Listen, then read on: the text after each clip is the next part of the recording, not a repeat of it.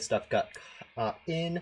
But yeah, today's stream is not going to be the hard mode stream, which I usually have scheduled on Mondays, because the Microsoft Store is down, and that means that the Roblox player that I use for my alt account, I can't log into because it literally just crashes every time I open it, which is hilarious.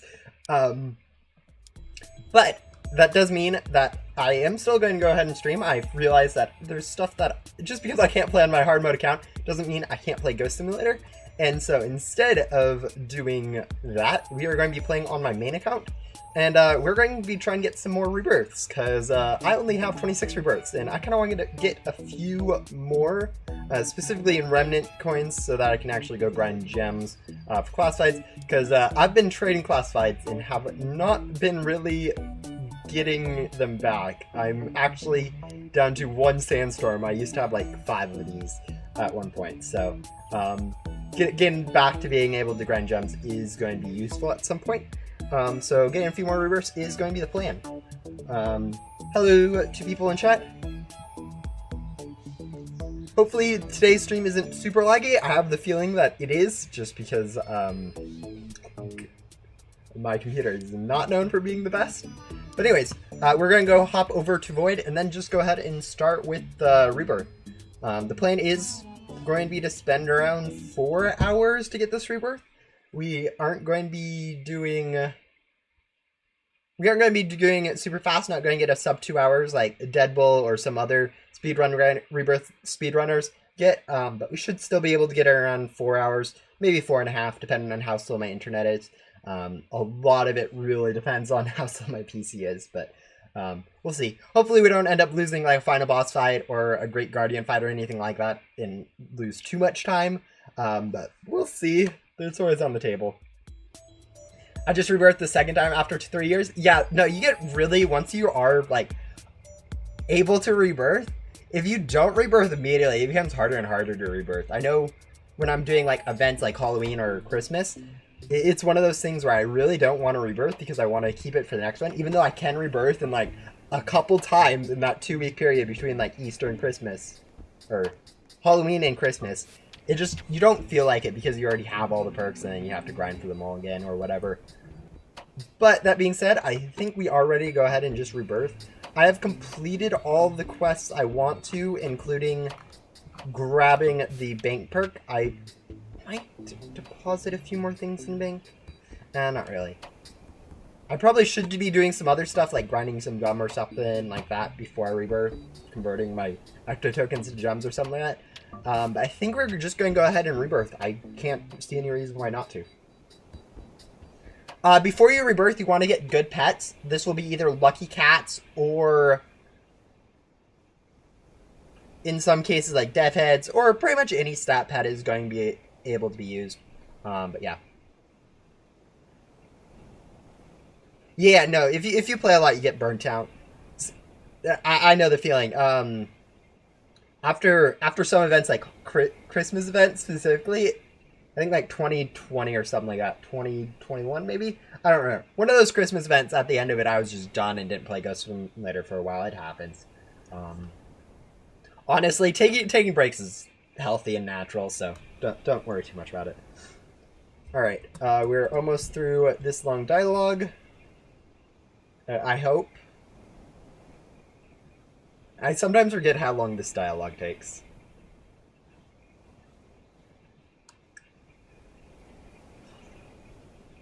But anyways, we are going to be going for another Remnant Tycoon. This will bring us up to 8 Remnant Tycoons. And then we'll be going ahead and hopefully getting back up to being able to rebirth again and getting a nice rebirth time in the process. Ideally, we get it in around 4 hours. Hopefully it lasts like 3.5, but we are going to go all the way. Rebirth pets are actually kind of a weird gray area. They're really good if you're new, but they do fall off later in the game where they aren't useful anymore. My suggestion would be to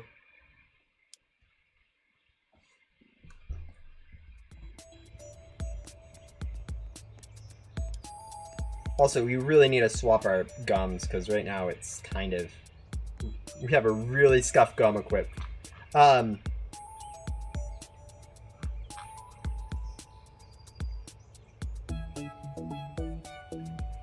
Alright, we're going to equip this.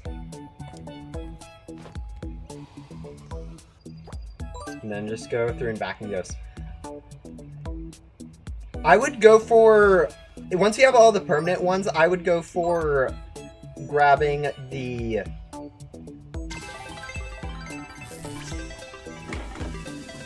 Yeah, I'd grab all the permanent ones like Lucky Cat, or Lucky Eyes, Ghostly Vision, Master Hunter first. If you don't have all those should be your first priority. Once you have those, then maybe a few pets is useful, but most likely getting a Tycoon so you can grind gems is kind of really the only reason to Rebirth. Hello!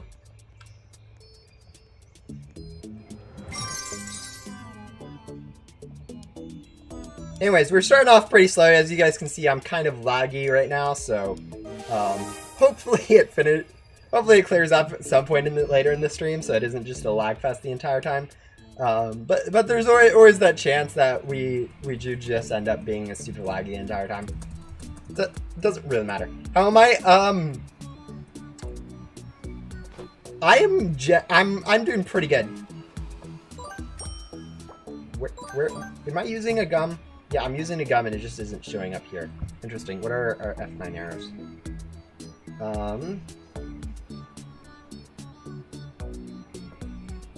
Interesting. Yeah, no, the thing is, I really like developing Roblox, and I like developing Ghost Simulator. So even though it's my job, I'm really not being stressed out about too much stuff at the moment. Like, really the biggest thing that stresses me out is when stuff is just late, and right now, I'm not late on stuff yet. Last bank, the bank was a bit late, and it's probably could use a bit more work, but it's fine as is. Most people seem to like it. Actually, let's go sell and teleport to the junkyard.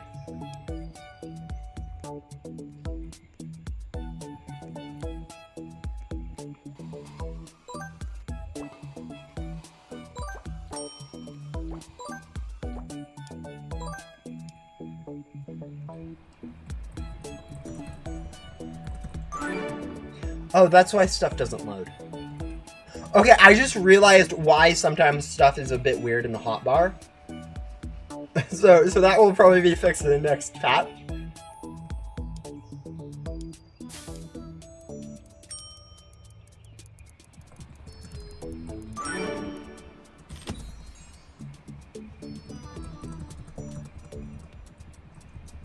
Should I keep trying to do the King Quest, or should I Rebirth more? I'm currently at Rebirth 5. I would... That pet is actually pretty good, and it's actually not too hard, especially if you use, like, enchanted gem gum on that gem chest to get enough gems for the godly. Do make sure you are using, like, lucky gum or whatever. But, like, it's not too difficult to get enough gems or crate keys, especially now that crate keys give you a 2.5 times luck effect. It's not too hard to actually go ahead and get a,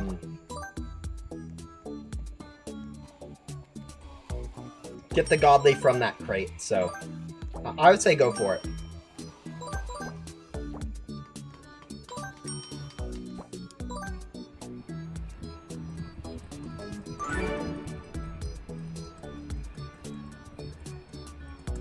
Yeah, no, RNG is really annoying with some stuff. I know it's a very big issue with,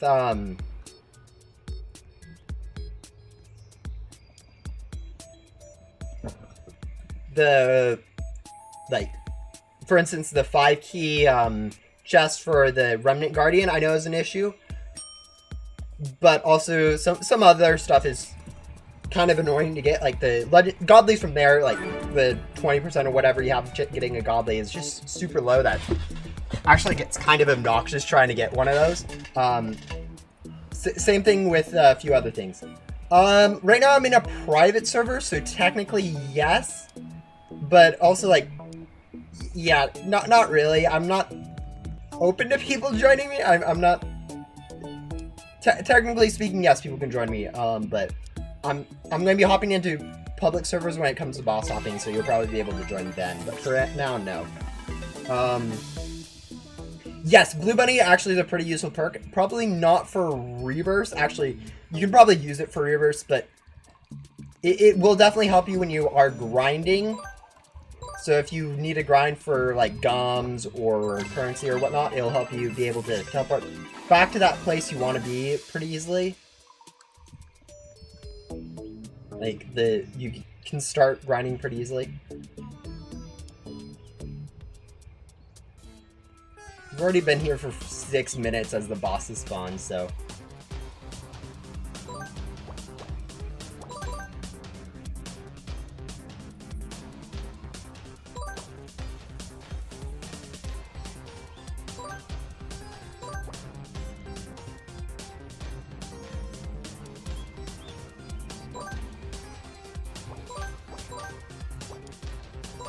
There we go, we'll upgrade.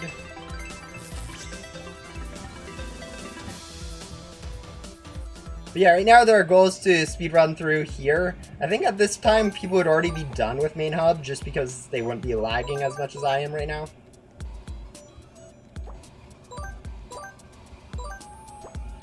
But yeah. Yeah, no, if you join, because I am in main hub right now, the way you'd have to join me is joining in my private server link, which is actually publicly available. It's kind of funny because Saturday, so 2 days ago, I was doing final boss for the bank quest on my main account because I wanted to unlock that really quickly. I was joining Blockside HQ. I was on the last quest, and I was doing the final boss. And I joined Blockside HQ, and there was someone just sitting there because recently I made it so that private servers you can actually join people in like different parts of them. And since I have my private server link publicly available both on the main Blockside and also main Blockside Discord, so literally anyone who is in the Discord server for Blockside games can join my private server because I have it just linked there because I think free private servers is a good thing, because, you know, it actually helps. It helps quite a bit for a lot of stuff. But anyways, so I just joined someone and it was like, oh yeah, hello, no, yeah, feel free to do the boss with me. So yeah, if you join the server, you'll have to, once you get into the private server, you'll have to swap over into like Ghost World or whatever and then swap back into main hub. Just because of how private servers work, the first server that you join is going to be the private server, and then after that you're going to get into the reserved servers, which is what Ghost Simulator or any other game has to use for anything beyond the primary joining server for private servers because of how Roblox works. It's some internal stuff. You guys don't need to worry about it, but yeah. Also, let's just go by the best vacuum. There we go.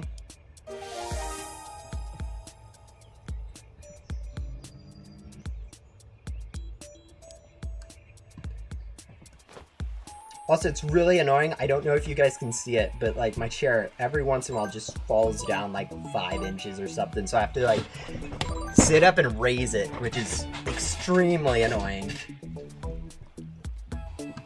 Anyways, we need to go back to upgrading Tenaz. Alright, that's a lot of items. Yes, I know, I am on 10 minutes now. I am well aware that running 5 FPS is not the ideal Rebirth setup. Ideally, you're running like 60 FPS and just cruising straight through. There's a reason why I'm saying this is not a Rebirth speedrun. It is just a Rebirth.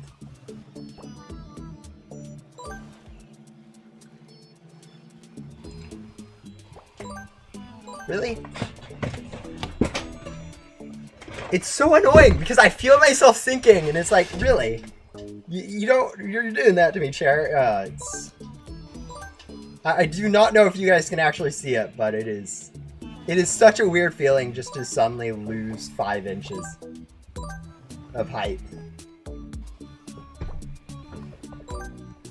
Also, how do we not have enough advanced antenna parts for this? We've been getting like the worst RNG for drops. Alright, there we go.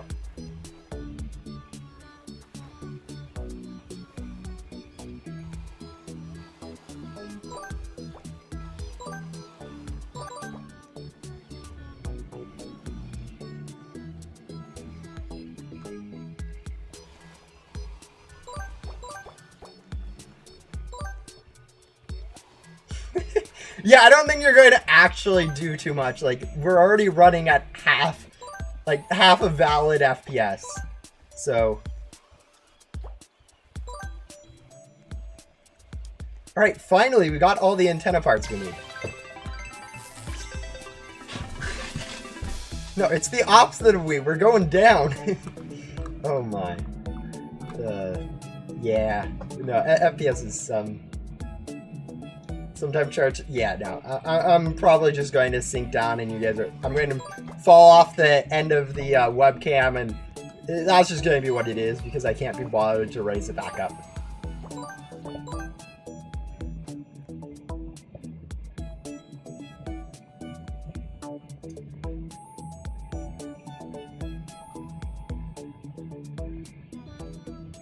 Yeah, you guys can't even really see it on the webcam, but like I've sunk I've sunk from like the highest position of the chair down to the lowest position, and yeah. Yeah, you know, you can't really even notice it. Like, this is the normal position, and then 5 inches lower is what I was at beforehand. It's very unnoticeable on stream, but let me tell you, in real life, it is definitely noticeable to lose that.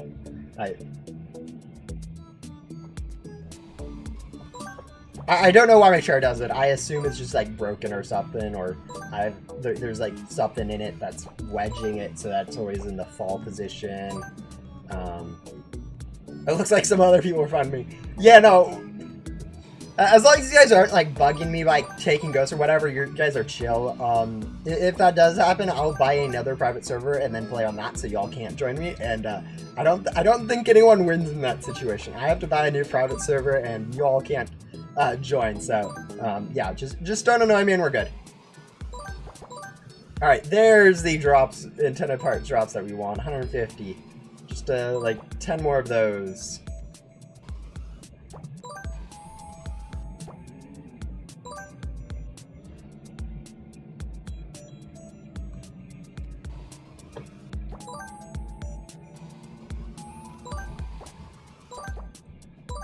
Alright, that should be all the pearls we need, so...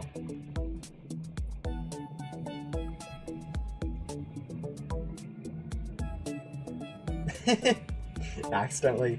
Yeah, fortunately I'm all Wi-Fi, so if you guys want to shut my stream down, instead of cutting a cable, you guys have to actually go, no, actually... Oh, funny story, I guess. Talking about internet going down.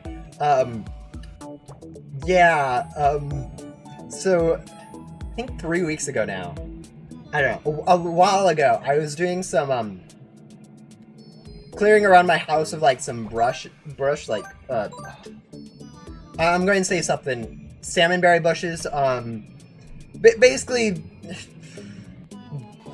you know, unwanted bushes. I live in Washington, there's a lot of random vegetation that we have here. Anyways, I was going through and clearing out some of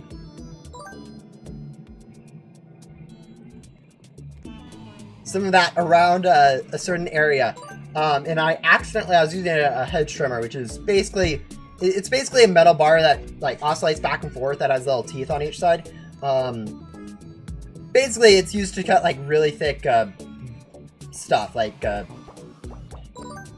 or leaves or whatever. It's basically used to trim bushes. That's called a hedge trimmer. But anyways, I was doing that, and I was clearing some undergrowth or whatever. And while I was doing that, we are going through this Rebirth really slow. But while I was doing that, I accidentally nicked my neighbor's internet cable. So yeah, I completely turned off neighbor's internet for like a whole day or something, because that's how long it took for someone to come out and fix it. You know, it's one of those things where it happens, but like, It was one of those things like, whoops, didn't realize that was there.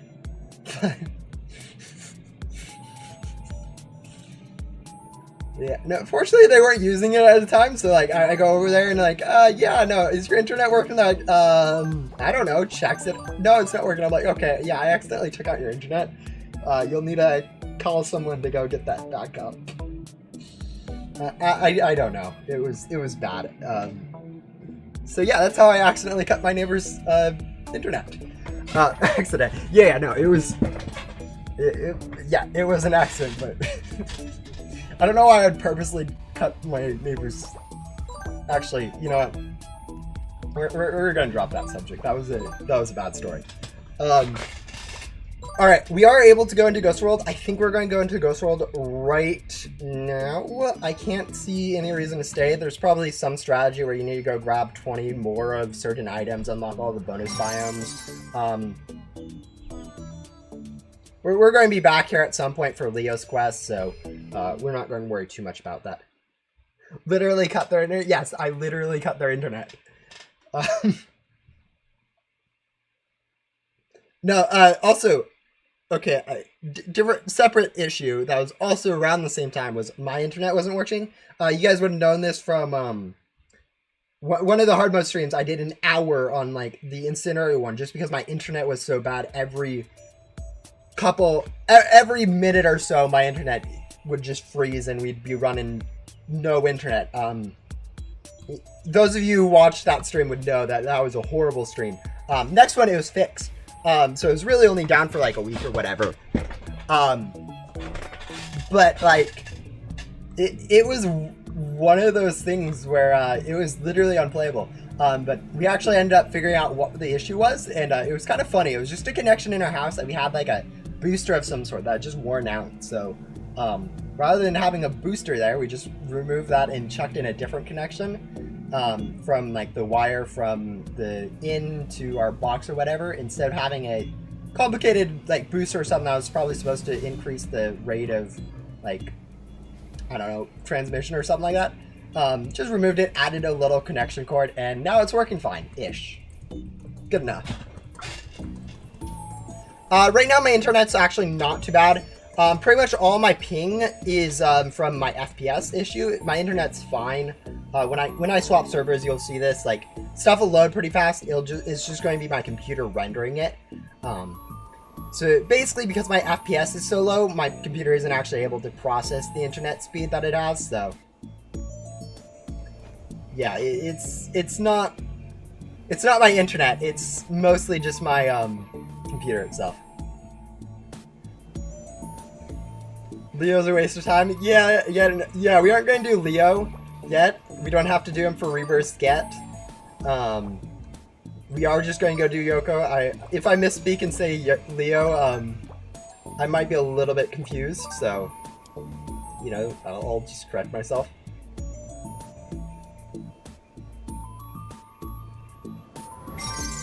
Alright, let's go buy the most expensive pack. Oh wait, we can't do that quite yet. This chair is literally going to be the death of me. I'm just... You guys can't even see it because on the webcam, like, I've noticed this, like, it's 1 pixel or something per, like, an inch or whatever. So I'm, like, dropping, like, 5 pixels for you guys. But,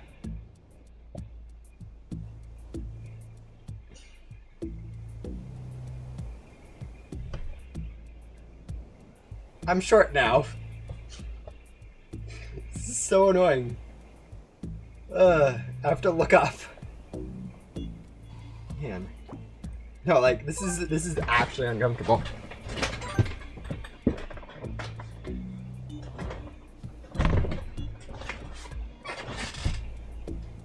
Oh wow, it is like if you look at the top of my head now compared to before, you can see that I'm like substantially taller.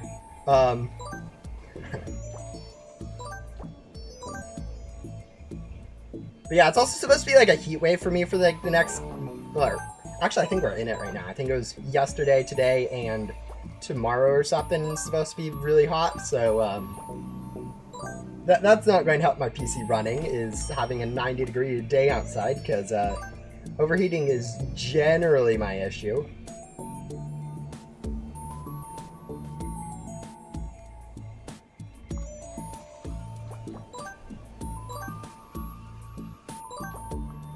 Why can you live with such low FPS? I'm used to it. I'm literally used to playing on 10 FPS. This is pretty much all I played on. I should probably, at some point I do want to upgrade my PC. It's just like, you know, it's expensive and it is a process that I don't really want to get wrong. 90 is really hot? Yeah. No, it's... honestly, 90 is not that hot. I'm a summer guy, if I haven't said that before. I enjoy heat a lot more than I enjoy it being cold, but yeah. What type of cooling do I have? I don't actually have AC or anything, Matt.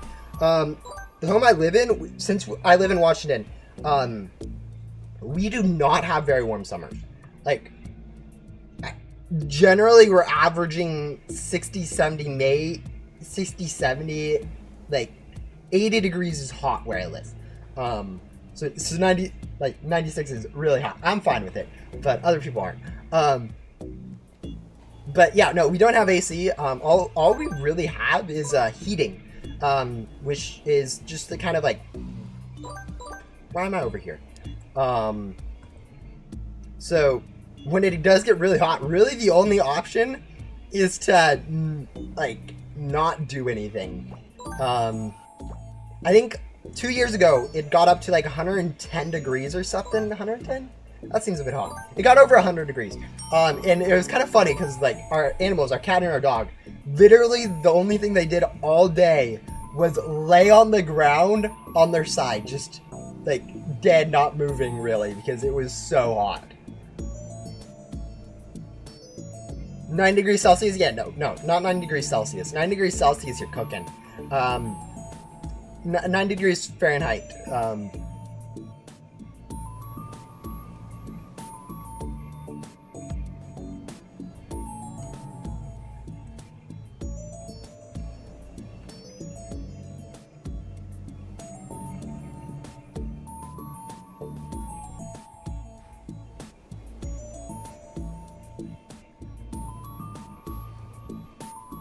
Yeah, okay, this is looking like a 6-hour rebirth right at the moment. We are going so slowly through stuff.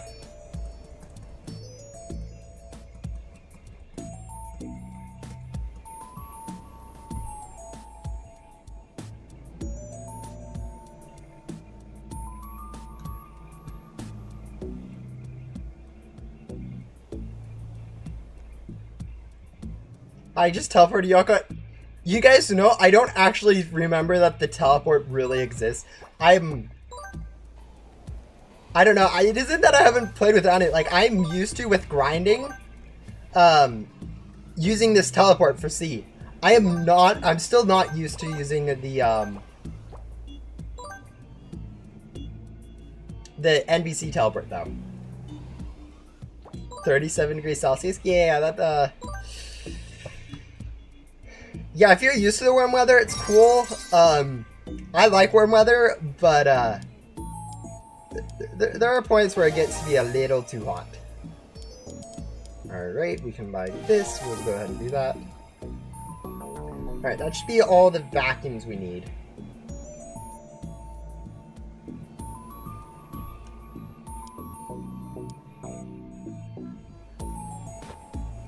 What do you think that the Pet Crate 3 is better than Pet Crate 4? I think that that's fake information.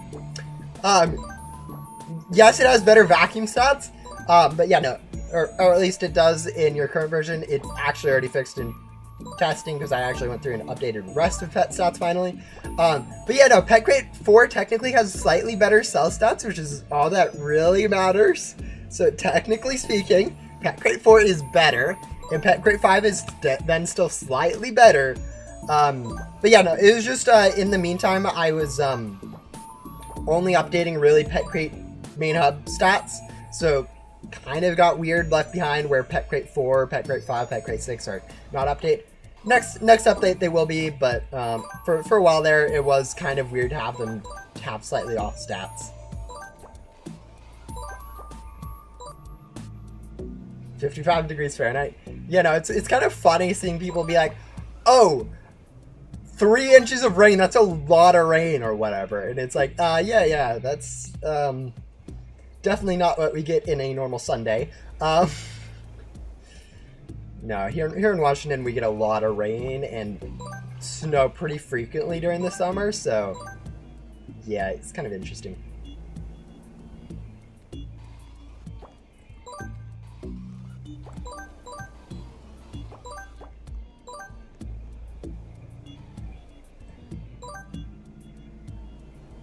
And then I hear about places where I was like, oh yeah, we get into the negative temperatures, and they're like, what?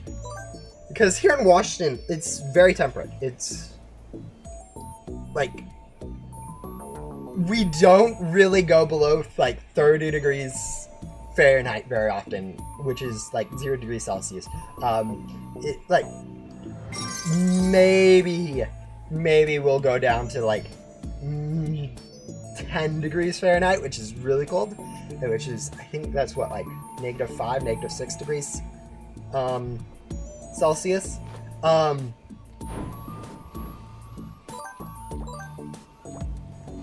Yeah.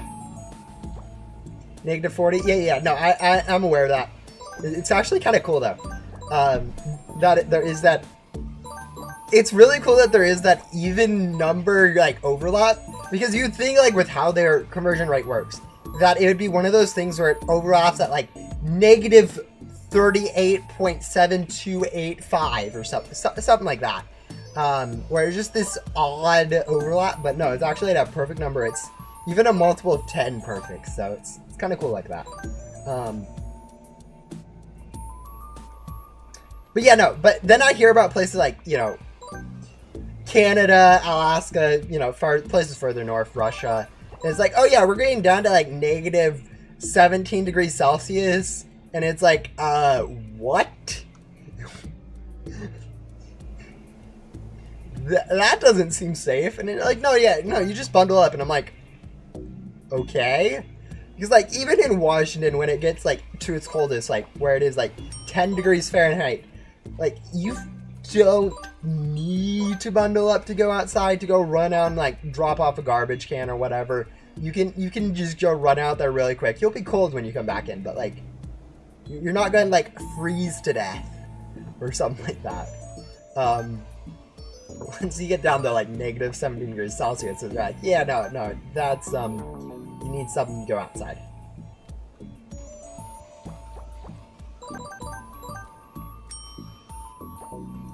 Yeah, missing the cycles on like Great Guardian or any other boss fight can get really obnoxious, which is why like Remnant Guardian's super annoying, because it's like you can do it in 3 cycles, but if you're solo, you're almost always doing it in 6 cycles, and then occasionally, even if you're doing it duos, like someone will mess up, like me on vacuuming, and all of a sudden it goes from a 3 cycle to a 4 cycle to a 5 cycle, and yeah, it's not the fun.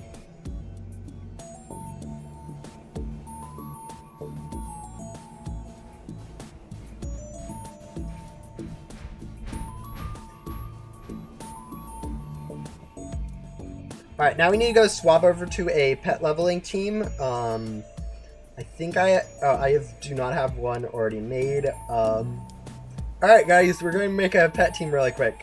You,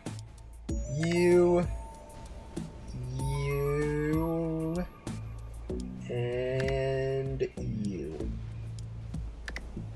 Alright, and then I need to go find some commons.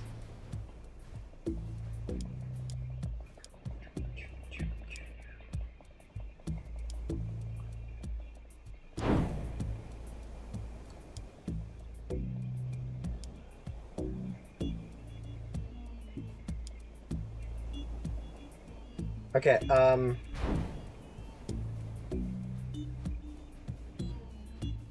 interesting. Alright, let's go find some mints to level up. That's actually kind of hilarious. Alright, let's go grab some mints that we can level up. I did not realize I'd already used all of...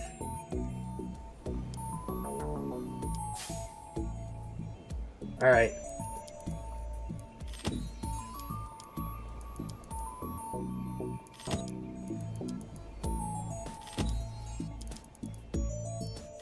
Alright, there we go. Now we have some Dusty Owls. We'll use those.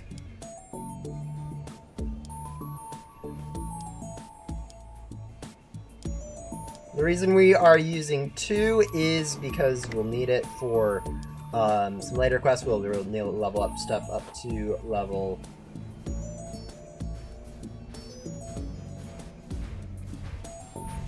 Yeah, that's not going to help.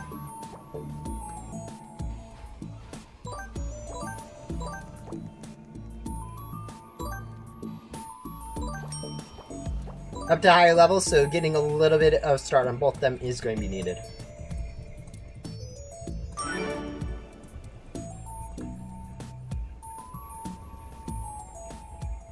Why do you have so many random rare and uncommon pets? Because I haven't stored them in the bank yet. I got them from like events and whatnot, and I haven't stored them in the bank. I really should have. Like, it is one of those things where now I did like actually get access to it in the last week or so. So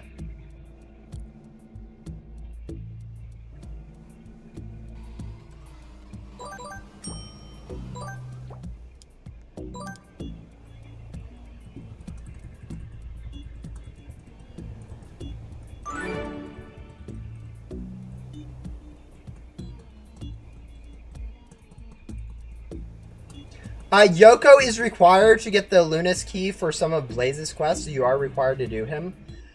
I wouldn't recommend doing Leo's quest just because it isn't 100% required for a rebirth. You can skip it and still do a rebirth. It is helpful if you really just want to be lazy and you don't mind spending an extra like 2 hours on a rebirth.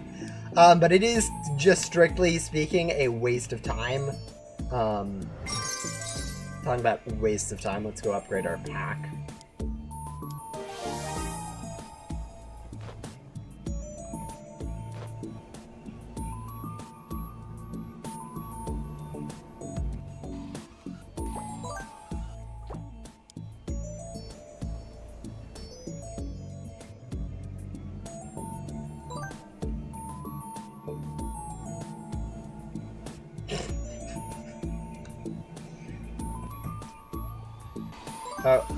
Yeah, whatever. We're going to talk to Fern. We're going to say this is just so that we have someone to teleport to later in this quest. It is absolutely just because I kind of forgot which one I'm doing. But yeah, we will make our way over here to Gatekeeper. We are going to grab his quest, and then we are going to... Oh, we also need a level... That's still up to level 4. Okay.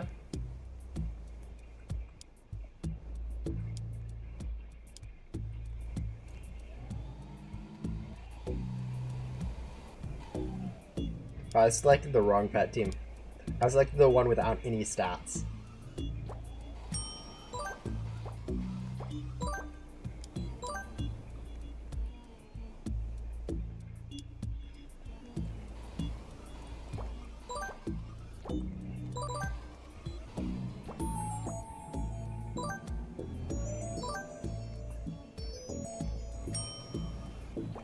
Yeah, sometimes internets just have off days. I'm aware of that.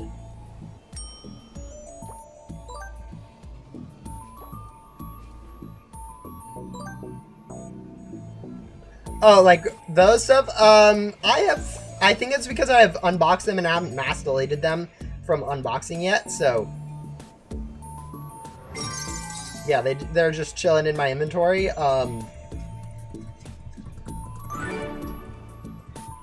I can't watch this 9 FPS. Well, yeah, no, bye. Yeah, no, it is really rough playing on 9 FPS sometimes. So, sorry if it hurts you. I think most people are used to it, but yeah, no, it is.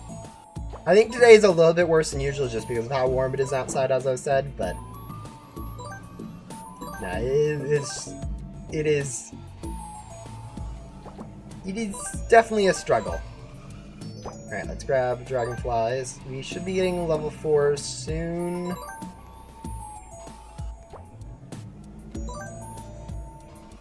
Oh, is that when other people are using it? I know... I haven't noticed this with my own internet. So I can't say it's 100% how it works. But I do know people do say that if it makes sense, that if a lot of people are using the internet, it just gets slow. And so, like, if you are peak times when... Alright, there we go. We are level 4 for Yoko. Alright, now we need to go get some bosses. First, though, we do need to go do Yoko. Alright, show options, current world.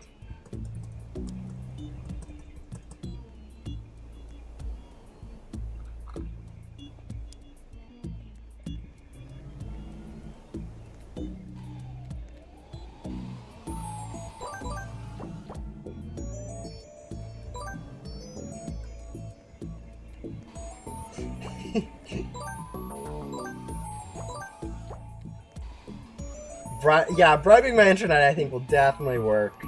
No, it's as I said before, it's not my internet that's the issue, it's my computer.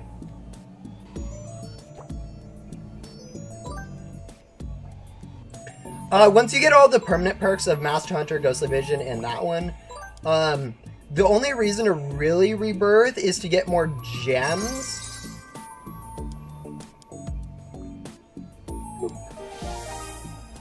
Also, we probably should swap my pet team back around.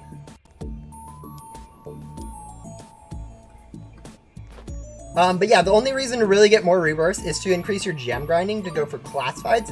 Other than that, there's really no purpose for more rebirths I guess getting general currency collection can be good if you want to grind for some of the currency boards like Ghostly or what is it? Remnant Ruler.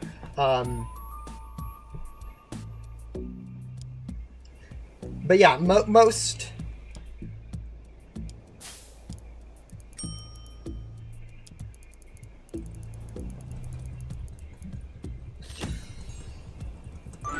Mostly all you care about is the gems, and because of that, the best rebirth perks to go for is going to be a Tycoon, either Bit Tycoon or Remnant Tycoon.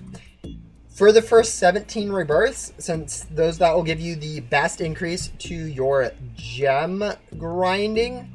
And then once you have 17 of those or whatever, then you start alternating with Petty about it, as that maximizes the amount of gem grinding you have with each rebirth. It's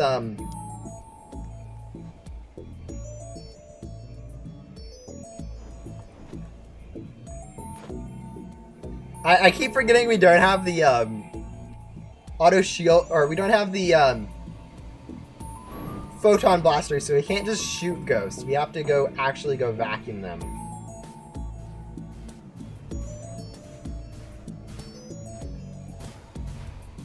I think the reason why I won't do memberships, it's mostly because I don't want to set it up, and then I also, like, I don't feel like making money from YouTube. I don't know. I'm fine with, like, the ads and whatever, but, like, actually monetizing my views is not something I like to do. I don't know. It just feels weird.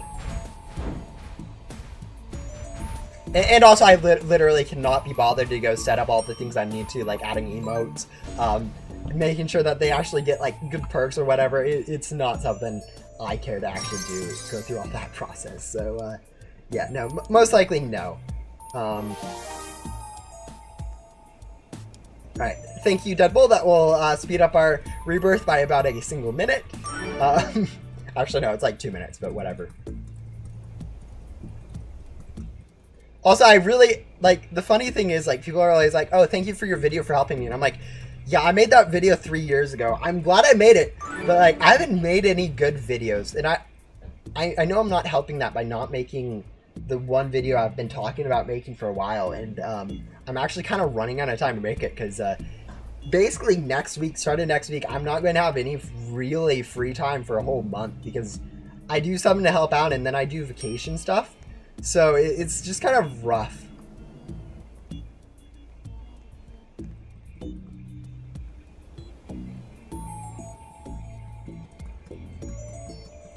But yeah, no, I really should make some more videos on stuff.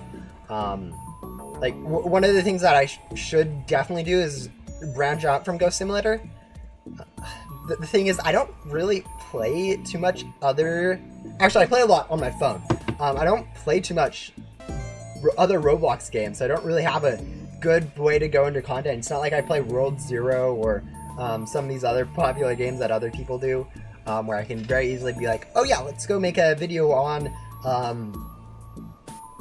Pet Simulator 99. I think Pet Simulator 99 is a really bad example just because it is so oversaturated. Like, I don't have a good idea of games to go make content on, so and making content on Ghost Simulators, I don't know. It's one of those things it's a little weird to be developing Ghost Simulator, playing Ghost Simulator, and making content for Ghost Simulator, where it's like, huh, do I really want to go do that? But yeah.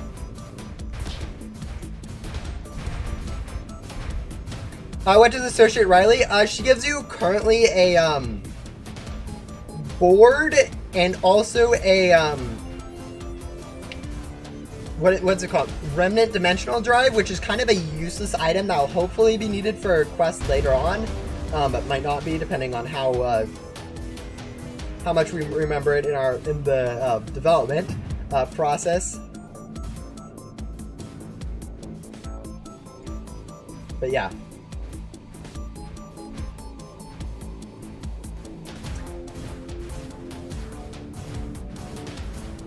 Yeah, no, honestly, I don't care too much about people super chatting or whatnot. It's, as I said before, I don't really care about earning too much money from YouTube. It's one of those things where I'm more of doing YouTube to make helpful videos and content I like and as a pastime for me than really earning money from it. So yeah, do not feel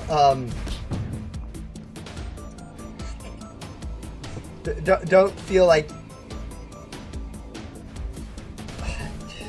don't even feel like you want to make super chats. I don't know. I have it as an option just because, but yeah, no, it's kind of weird.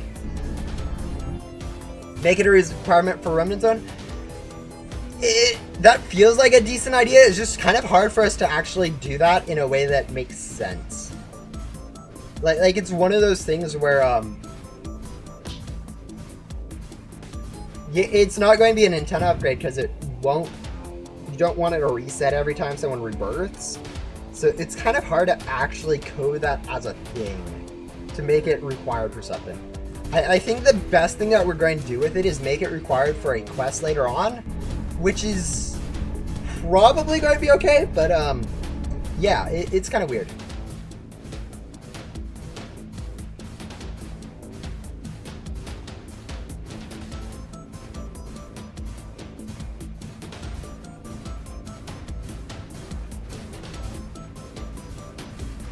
The gold membership card for unlocking the bank. You need to talk to Ghost Hunter Richard. He's going to give you access to the bank and the membership card to unlock that bonus area. It's a bit late game. It's only going to be really helpful if you played quite a bit of events, and like this account, for instance, is actually super helpful to have it. Or it would be if I actually used it. But like I have all these comments. Actually, I already stored all of the comments, but I have a lot of uncommons and stuff that I can go ahead and store in it, which is helpful. But if you don't have like event items, limited items, it's actually not that useful of a perk. So don't worry too much about it.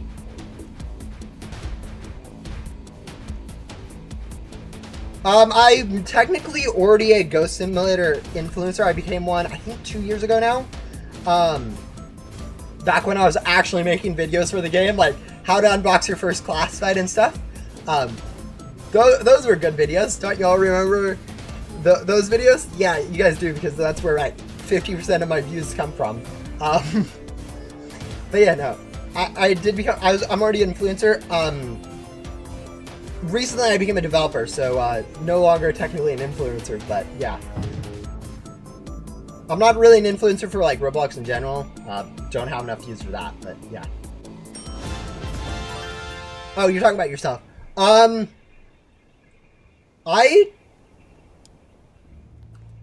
You. Sorry, I misread that. I misread that I as a you. If you have more views, I think the best way to become a Ghost Simulator influencer is really to be involved in the community and then also make different content. Like, for instance, my content, I already make a update video every single update or whatever. So if you're making an update video, you're kind of just double dipping, or no, it might be better than mine. That's fine. But it's going to feel the same. So if you make like different content, like, you know, some of my older videos, like how to unbox classifieds, not necessarily that same exact stuff, but creating some helpful content like that, like maybe another thing that could be helpful is like feedback on updates or whatever. I don't know. Basically different content and then being involved in the community. More views would help, but I think being involved in the community, being helpful, and then also having different content that's really isn't on Ghost Simulator, it would definitely help quite a bit. Let's go grab some bosses. Actually, we'll grab damage to that, and then we'll go grab damage to Grim, and then we'll grab both of these bosses before we hop over to Backdoor. But yeah, as I said, having a little bit different content, and then being helpful in the community is probably the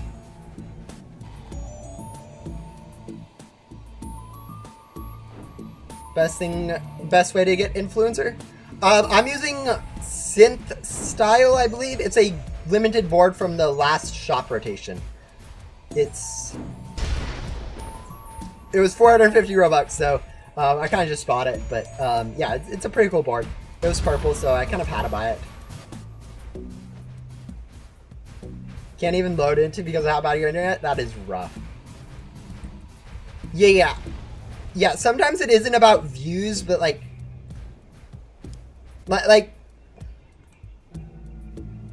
I don't know how much I should say, but like when I became an influencer or whatever, I did not meet the required like, okay, I don't think I think I met like the required views, like bare minimum, but I didn't have anywhere near the subscribers they were looking for. They had like 5K subscribers out of 1,000 at the time. I still do not have much more than 1,000. But yeah, it was more just I had decent videos and people were actually like knew what my name was. So like the best way is if you like start talking in chat and whatever, like if people actually recognize your channel name and they don't have to go look you up, that's a pretty good sign that you're getting close to big enough. Obviously the exact requirements probably are different. I think you've asked, so you probably already know like the exact requirements I'm looking for, but people recognizing you is good, like, and then yeah, size I don't think is as important as you think.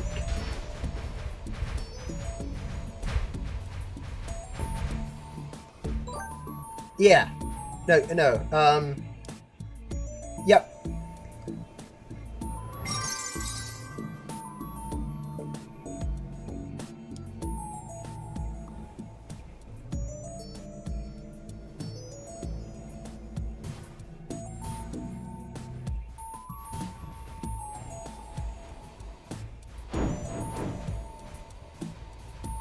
And yeah, Sentinel is also cool. If you are making Sentinel content, that's definitely a bonus.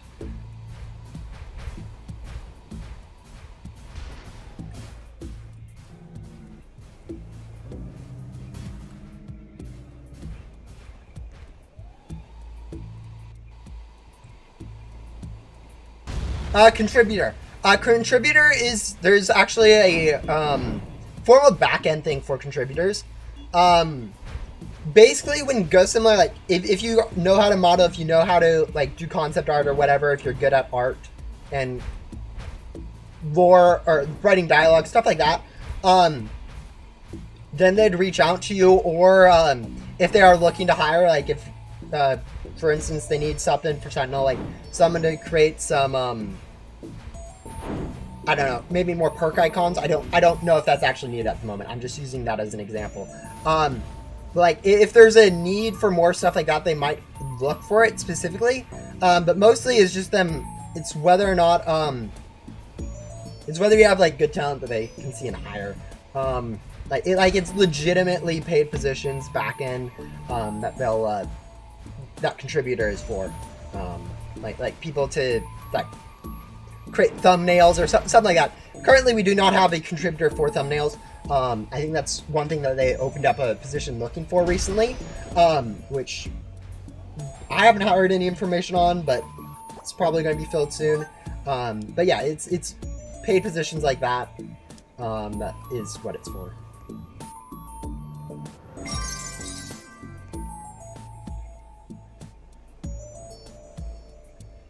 How do you get the parachute? You get the parachute from Billy's or Spade's quest, I guess, since they're the same person, in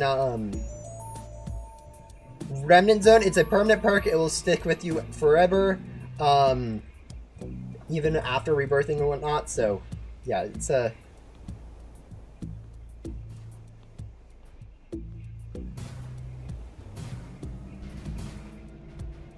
Alright, once we finish up this boss, we're going to go server hop and do backdoor all at one time. Mainly the concept artist? Yeah, I mean...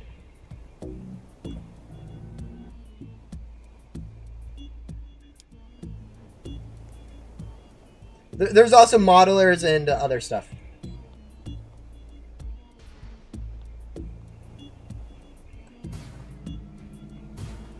There's like modelers too is another big one, and then dialogue.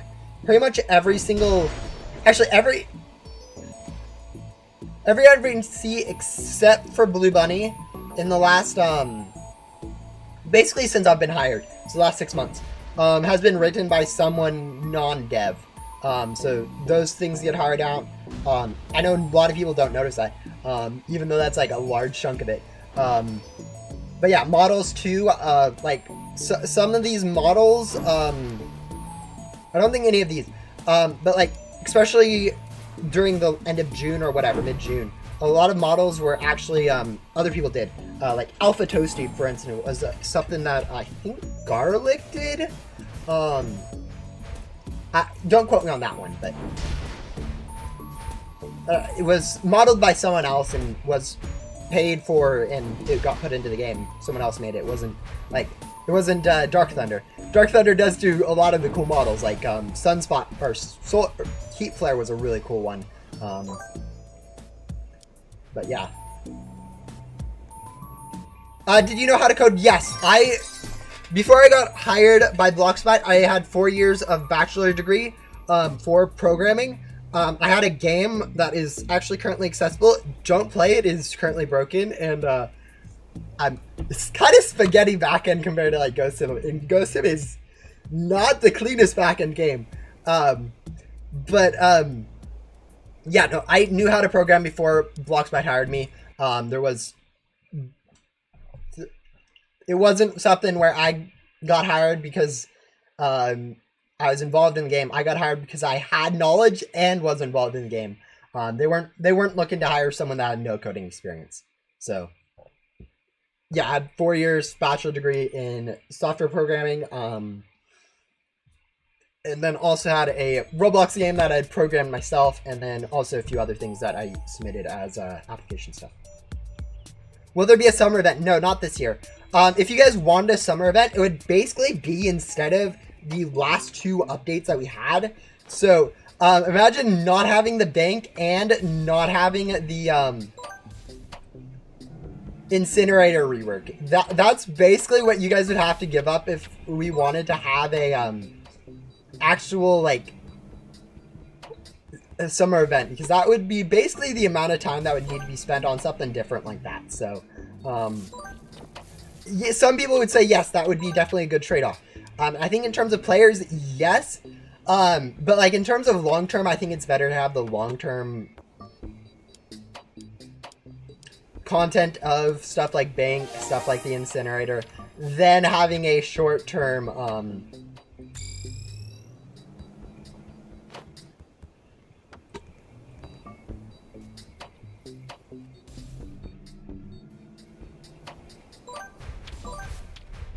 Alright, we're going to deal a little bit of damage to that, and now that it counts as a boss, we're just going to go leave it because we need that for Yoko. Yeah, I think most people short term would prefer a summer event. It's a lot more entertaining. It's going to, in the short term, get a lot more people into the game.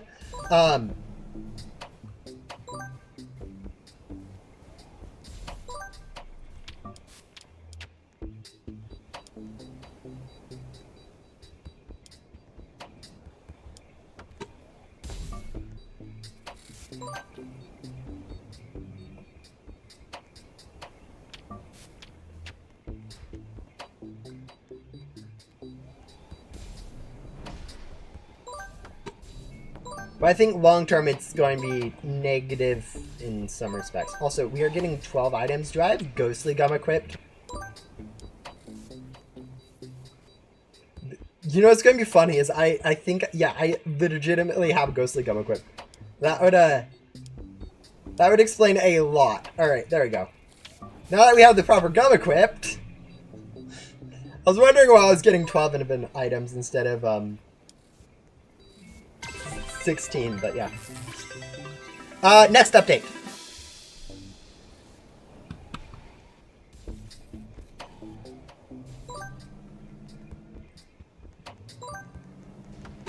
Which I probably shouldn't link because that's kind of something a little bit bigger, but yeah, no.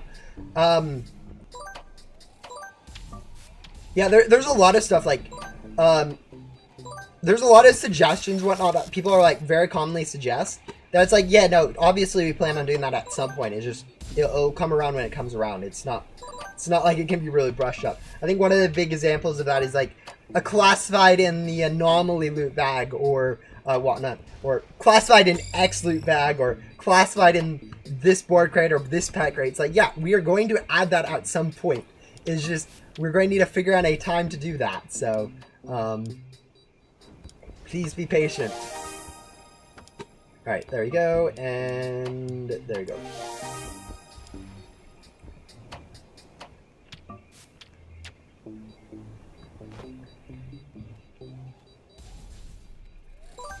But yeah, basically my plan for Ghost Simulator, or basically my plan since I became a developer, was to make it so that the game can last better on its own. Because I feel like a lot of games have this issue. Like I think Bubblegum Simulator is a really good example of this. Where they're an event-based game where you don't play like. Bubblegum is a really old game. I don't know how many of you guys played it. Like, it came out before Ghost Simulator came out. I think. Don't quote me on that one. I don't know. But like, where pretty much the only reason people would play Bubblegum Simulator was because it had a cool egg. It had a new event. And basically the game ran off of having an event every single update. Every single week they'd have to put in a new egg or whatever. And I don't like that for games. It just feels weird. I feel like games should be a little bit more stand on their own, where they don't need an event. They don't need a constant cycle of new content every single week for players to play it. And I feel like Ghost Sim kind of, when it started out, it was like that, where you had that all that new, where you have all that content or whatever. You have that new content for people to play regularly, but like you could rebirth for a while and not have to worry about anything new. But yeah, it's sort of fallen out like that, and like doing events to keep the player names up kind of doesn't fall under that. And then like early game kind of made it hard for new players to get into it. So it's kind of been my priority to go make it so that new players can get into the game, and people that have played the game for a while can find different stuff to do, like the incinerator, which is probably a bad example just because no one uses it still. Probably they use it more than they used to, but that just means it went from 0 to like 1 person using it, which is not perfect, but yeah.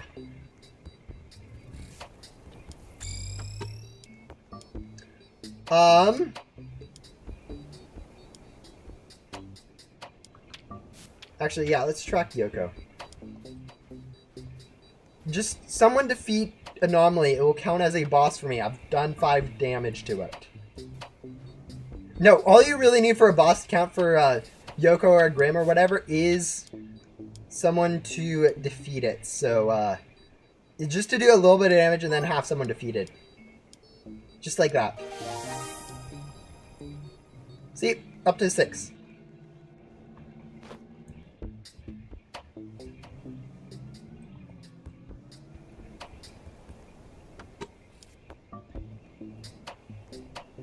Oh, is that why I'm super laggy right now? Alright guys, that will increase our frames per second from 5 to 10. I forgot I turned it up to take the screenshot at the beginning of for the thumbnail of this stream. Yeah, that would drop our frame rate from the normal 10 to 5. That should help a lot. Yeah, more FPS. Yeah, I mean, it's not an insane increase. We're still well below the 60 that most people want to watch at, but it should make it a little bit more viewable.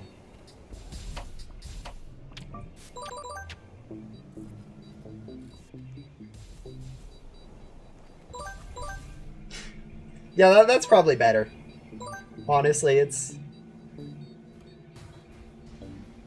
Alright, there you go. There's our required damage.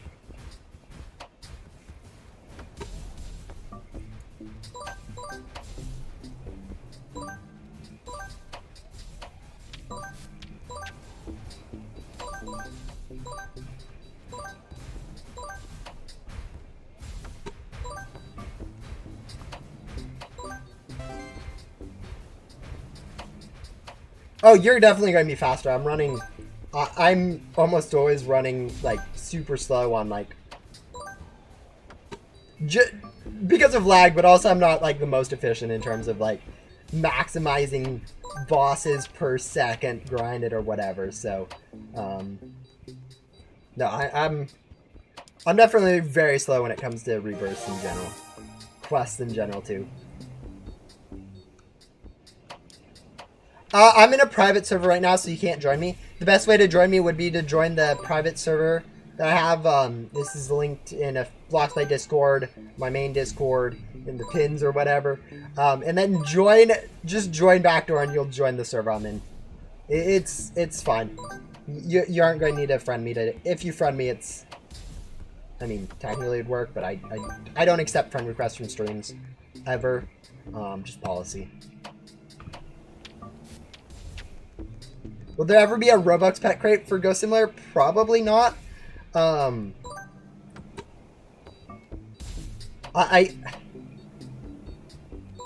know gambling's a really good way to monetize games. Just because, like, people get addicted to gambling and people like to gamble. Yeah, no, I don't know. It's just one of those things where, like, the monetization for Ghost Simulator, I don't think it needs to actually be changed too much. Like, right when you got hired, if you asked me then, and people did ask me, I thought I needed to nerf, like, some game passes or whatnot. Looking at it now, I don't know. I don't think those game passes need to get nerfed. Like, specifically, like...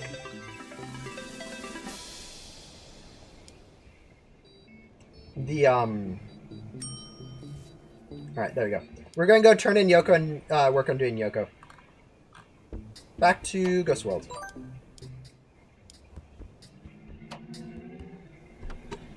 But yeah, I thought, like, specifically, like, 2 times drops need to be nerfed. I still think it could... Something could be done to make item grinding a little bit better for new play... Or for free-to-play players. Because right now, like, it's really hard as a casual player to get into Ghost Simulator just because, like, you're so far behind on item drops and, like, unboxing class size and whatnot. Like, you're like, 6 seconds behind on unboxing class site if you don't have like 3 game passes. But yeah, I used to think that was a big issue with the game, and I still think with like double items it is. But for like 2 times luck for unboxing class sites, I don't think it's as big of an issue. I don't think it's an issue for like boss grinding. I really only think it's an issue really with the item grinding. So yeah. Where did you post the link? It should be pinned in both my Discord and the GS discussion in the main Bloxbyte channel if you have access to that. Yeah. Or you can ask someone to post it in chat. I'm sure like half of them have it. Just, you know, on their clipboard. Yeah. I'm fairly sure no one has it up and ready for you. So those are the best ways. Hello, Cubby. Alright, let's grab... Oh, yeah, this one. This quest.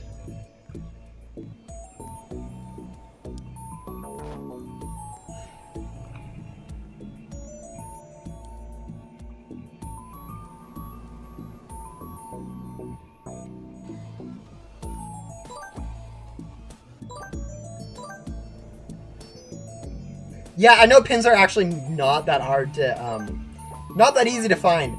I know when I'm going through pins on other channels, it's like, wow, there are 20,000 pins here of meaningless stuff that are just jokes. Where it's like, oh yeah, it's a funny joke, but like, yeah, how am I supposed to find stuff? But no, I actually re-bumped it so it's a little bit closer to the top, so if people are looking for it. But honestly, reading pins is just one of those things that no one really does anyways and goes in like any Discord. So I know this because there's a Discord I'm in that has like an FAQ channel, and it's like read pin messages, and people like still ask the exact question, like, how do I do this thing? It's like, oh yeah, it's in the pin, this is how you do it. It is pin messages are such a fun thing to have information in. It's definitely not going to get lost and whatnot.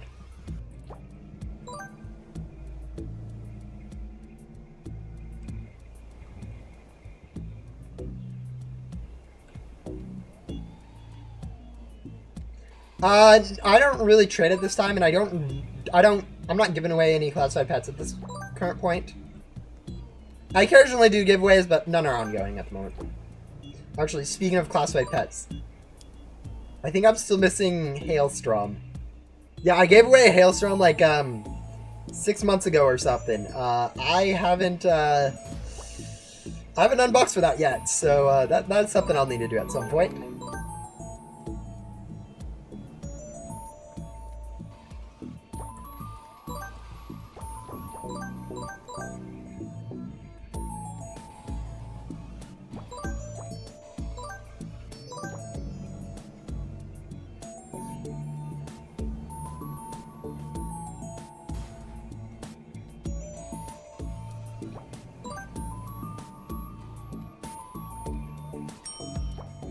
Alright, spookies.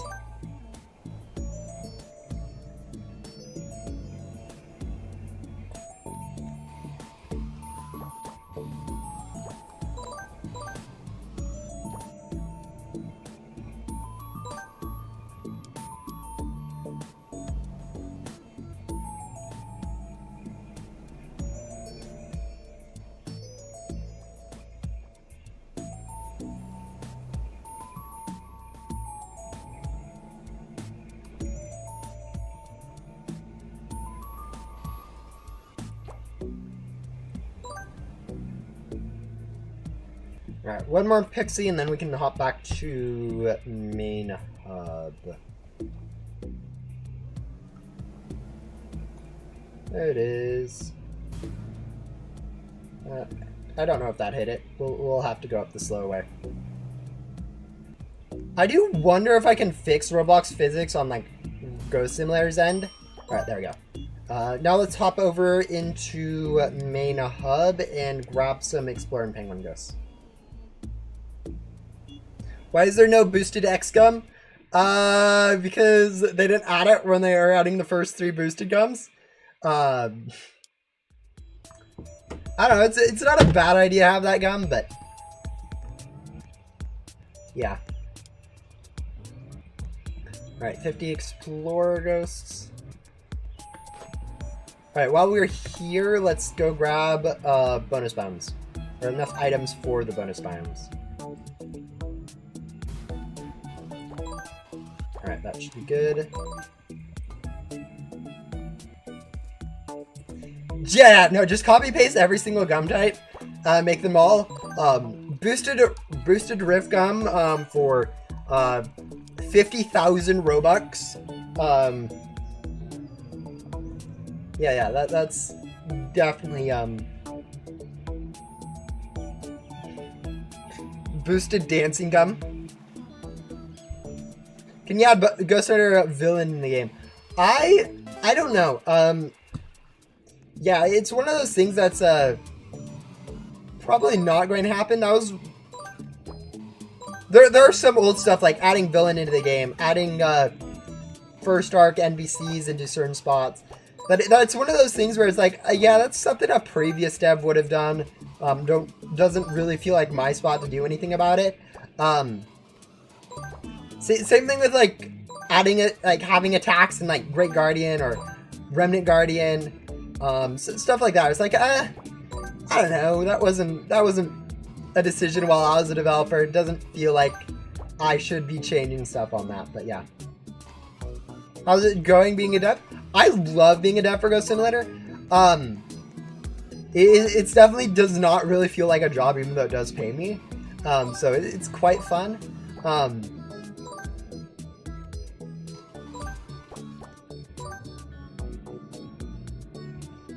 When is 6X Scum coming out? Hopefully not anytime soon. Honestly, I don't actually have too many problems with bringing out a 6X Scum. I know every time someone mentions, oh yeah, add a 6X Scum. It's like, yeah, no, we don't have a spot for it at the moment, but like, and other people are like, oh yeah, that's completely unbalanced and unbroken and whatever.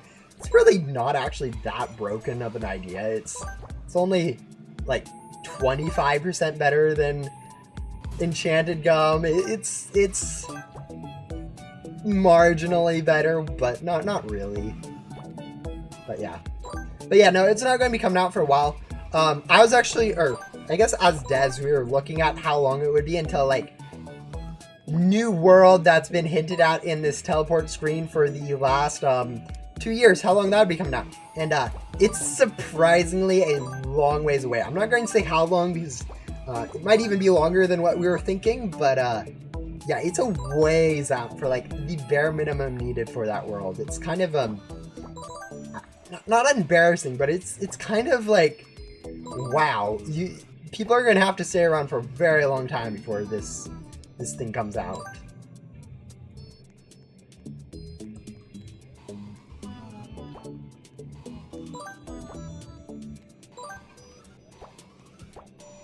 We said 5x was broken when 4x was norm. Yeah, no, I mean, that's really, it's only a 33% increase. It is a decent amount, but like,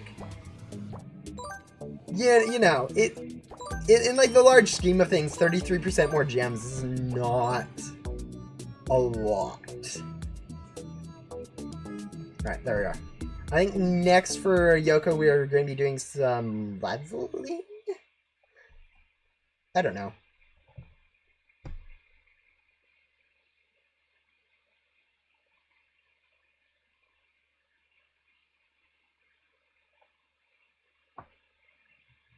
Can't wait for 17x? Yeah, I'm sure. No, this Ghost Simulator is eventually going to die. Not soon, maybe not soon, but I don't think we're going to hit 17x Scum before it dies. I think that's a bit further than its life expectancy. Like, everything eventually dies. Like, Minecraft, there's eventually going to be a time when the last person plays Minecraft. It might not be for a few thousand years, but it's going to happen. And then it's just going to be like, oh yeah, y'all, remember back when everyone played Minecraft? Yeah, that was, oh, those were the days, weren't that? No. It's just the truth of the matter. It's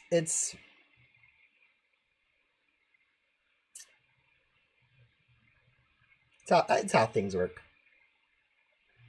Like, I used to be super into trading on Murder Mystery 2. And I haven't touched Murder Mystery 2 with like a 12-foot pole in like 4 or 5 years now. It is one of those things where it's like, yeah, all I did was play, I'd hop on Murder Mystery 2 and trade, and that was literally all I did on Roblox for the longest time. But yeah, no longer.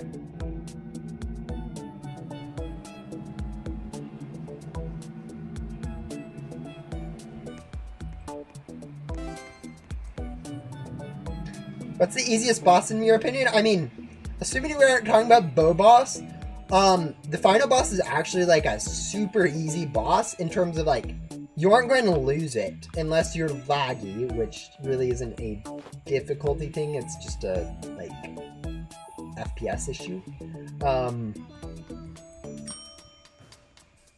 There you go, done with that. Kind of switch with JD then.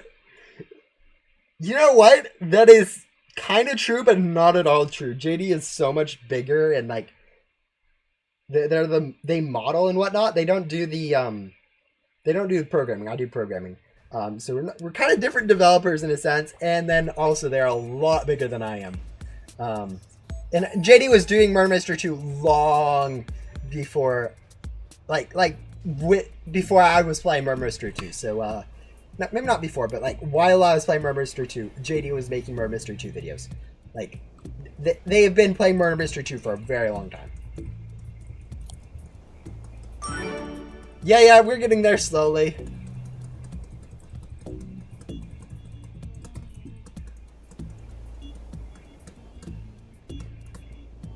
Okay, my favorite update so far, I'm assuming you're talking about from when I've been a dev and worked on updates. Not from when like Ghost Simulator first came out, because if it was from when Ghost Sim first came out, I have no idea. There's been way too many good updates.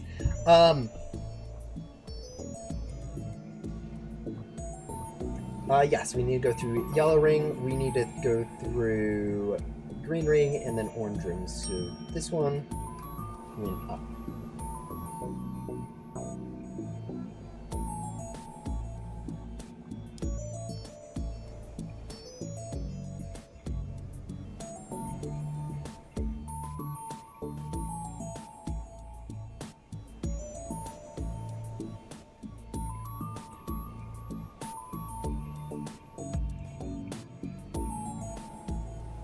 Can I get him height right now? No, I can't.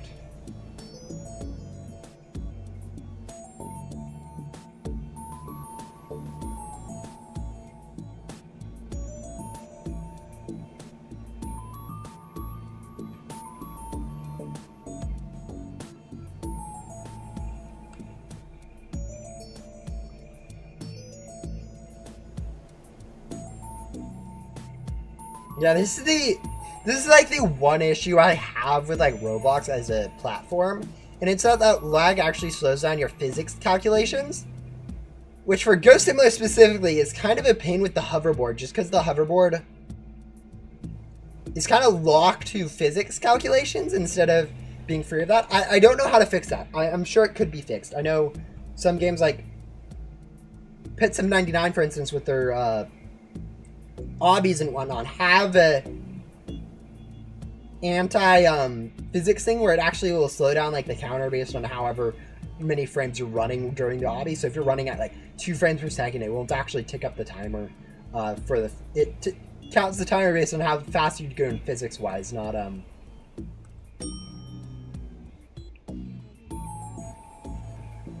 so it probably can be fixed, but like it is such a pain to have that in Ghost Simulator, and I don't know how to fix that. I'm sure it can be fixed, but I just don't know how.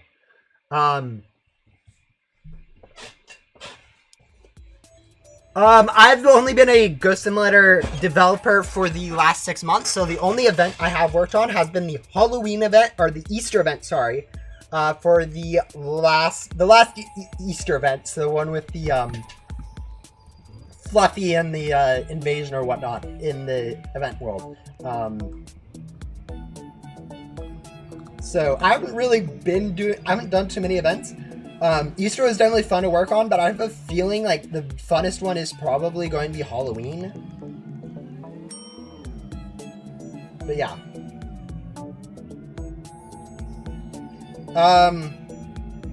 Just because Halloween is so unique and you actually have time to work on it, unlike Christmas. I have a feeling Christmas is going to be a bit rushed, which is why I'm glad that they have like pretty much the entire event already planned out for like Christmas, just because it's pretty much a copy-ish of previous years. They generally add a little bit new stuff, but it's a pretty close to a copy. All right, there you go, done with that. We are not going to be getting a summer event this year. I personally think that getting permanent stuff like we have the Incinerator Bank is more useful. And then it also takes quite a bit of time to actually do events, especially one-off events. Like with Halloween and Christmas, like the effort you put into it can be reused next year or whatever. So it doesn't really feel wasted once the event ends. But like with one-off events like Atlantis or whatnot, I assume since they are generally one-off, you have to make models, you have to make ghosts, you have to make an entire new area. And it's just for a one-time event. So it just kind of becomes like, man, why put in the effort for that when you can just kind of not? And then get better stuff that will actually last throughout the game done.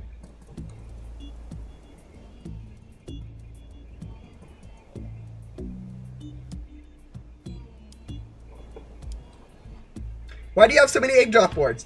This one's actually a funny story. I know I've said this one before on stream. It's been a while. 3 years ago, I was somewhat into trading and go similar. I was never really a big trader, but like there was this thing where like trading was like, oh yeah, I'll trade this limited store for this limited store. No, this limited store item's worth more. I don't want that limited store item. So I thought as a kind of a joke to that, I would kind of prove that no, all limited store items have the same value. So I traded all of my limited store items, maybe not all of them, but I tried to trade for all of just a single limited store item at the time. And I just kind of chose one at random, which just ended up being egg drop. All right, let's go use a enchanted bunny gum really quick. Let's go find it. Enchanted bunny gum, use Bwop.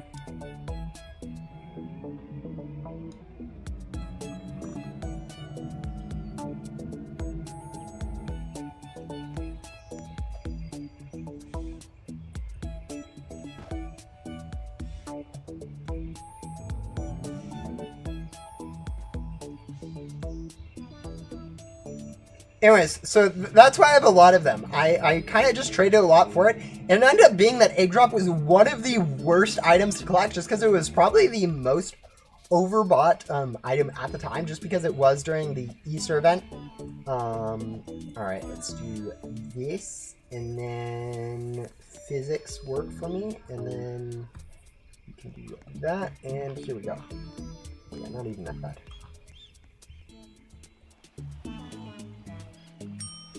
Alright. Why was bunny gum enough? Because it was because I'm a dictator and felt like it. No. The real reason it got nerfed is it's kind of two reasons. One, its description said it was double jump height, and it's kind of overkill to 25x your jump height like it did before. So I nerfed it down to just 5x. Like the description said. That's like half a reason, and then the other half the reason is just because like I felt like nerfing it would actually make it obbies and other stuff a little bit more meaningful in the game, and I thought making stuff more meaningful, like all the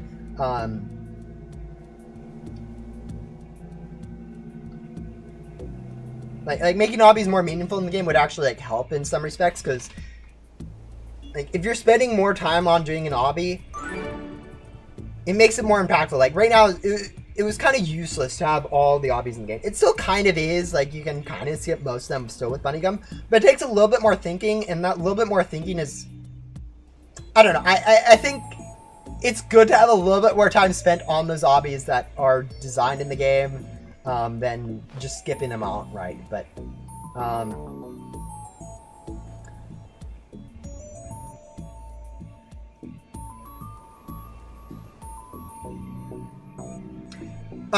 yes, let's, okay. Will we ever get one-time only event worlds? Most likely, yes. I can't see a reason why they won't return at some point. It's just we're going to have to, as a development team, plan about them, and we might end up reusing some stuff, like reusing, alright, that's damage, and then we'll go back in this one. But yeah, the reason it got nerfed was mostly those, and then I also felt like it. I felt like just nerfing it and making it nice, more consistent. At some point in the future, I might do something else. I've been thinking about. I don't know if I'm going to do this, but I've been thinking about doing this. Is making it so that they're similar to how there is the two different types of gum with cosmetic and normal gums with the C versus that, and then also boosted gums with their L's. Was adding a new group called like mobility or something, with like bunny gum, nitro gum, and zoom gum or whatever, and then making that a separate category so you can use one of those while using some of the other stuff. That might make it a little bit better, but yeah, no, that's something I've been thinking about. Also, why in the world do I have 62? Oh, because I got 20 from Blue Bunny. That's right. That one gives you a load. But yeah.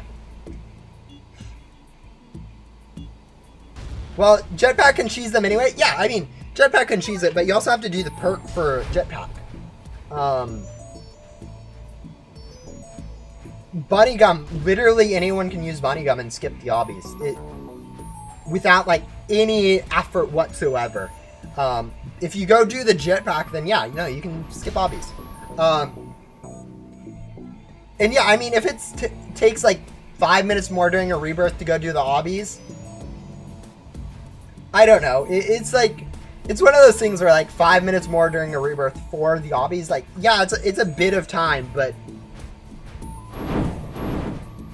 it kind of in that same thing got removed some more time just because of how I can't remember. I think 5 minutes got taken out of that just because of some other nerfs or whatever changes. I can't remember exactly what it was, but I'm fairly sure rebirth times pretty much stayed consistent through that. If anything, they got slightly shorter. So it wasn't like it added time to rebirths, it just kind of moved it into maybe a non-interesting point. But yeah, I don't know. Mini final is actually pretty good stats. It isn't really worth grinding for if you're free to play, but it is pretty decent.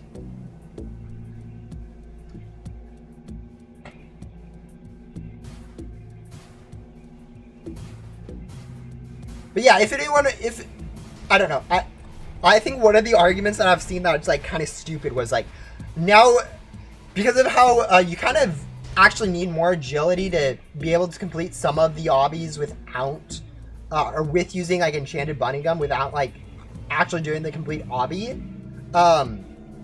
People are like, oh yeah, now it's pay to win to rebirth and whatever. I think I've seen that argument like 2 or 3 times at this point. It's like, wow, people are that upset about more agility and enchanted bunny gum allowing them to skip an obby than you know, 2 times drops game pass and gum throughout a rebirth. Like, you are losing so much more time doing without 2 times drops than you are with like out more agility. It is that one argument I have seen multiple times, and I have no idea how that comes up. But the people aren't complaining about 2 times items being pay to win for rebirths. Like, I don't know. That was my 2 cents in that matter.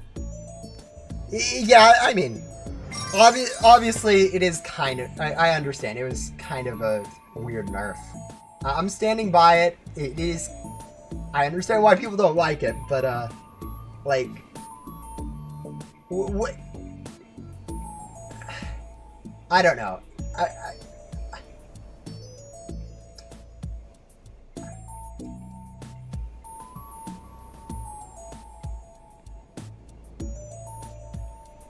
Yeah.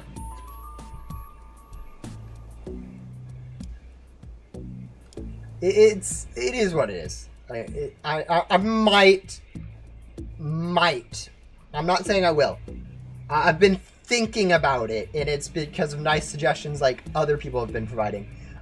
Reverting some of that. Alright, actually no, we're not going to get any better bosses. I probably should start using my own event bait because other people are using it for me, and I'm kind of just leeching off of people. But I might do like a small buff. I'm not going to bring it back to the 25x jump height. It'd be up to like 7.5x jump height or something, where it's just a 50% increase or something. Just enough to make it so that you can actually easily do the stuff you were able to before with it. So like glitchy gets up to like 6 times height, where it's basically able to do everything with like glitchy bunny gum that you are able to with enchanted bunny gum right now. I don't think it's needed. I don't know. It is just.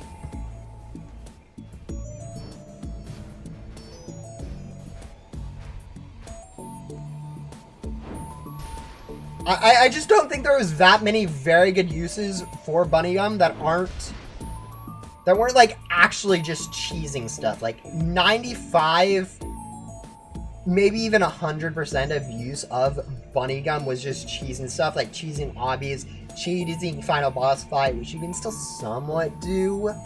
But like, yeah, it was just cheesing stuff. Like, And like having stuff that just is completely cheesed out of existence is just kind of, I don't know. It's one of those things where it's like, yeah, it's no longer useful, but like it is completely ruining the entire use of having 5 attacks in the or having that attack in the final boss even like a legitimate use in the first place. I don't know. Some people would say yes. Other people would say no.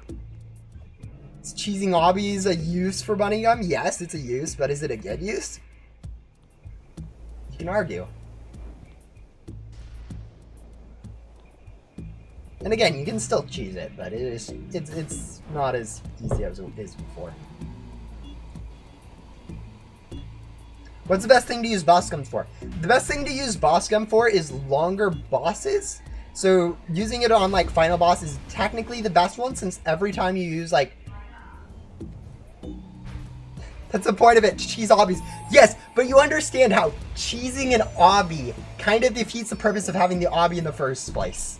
Like, legitimately no one does obbies in the game. It's kind of like, why do we even have them in some cases? But yeah, no, you can still cheese obbies. It's just, you know, I made it a little bit more hard for you guys to do it. And, you know.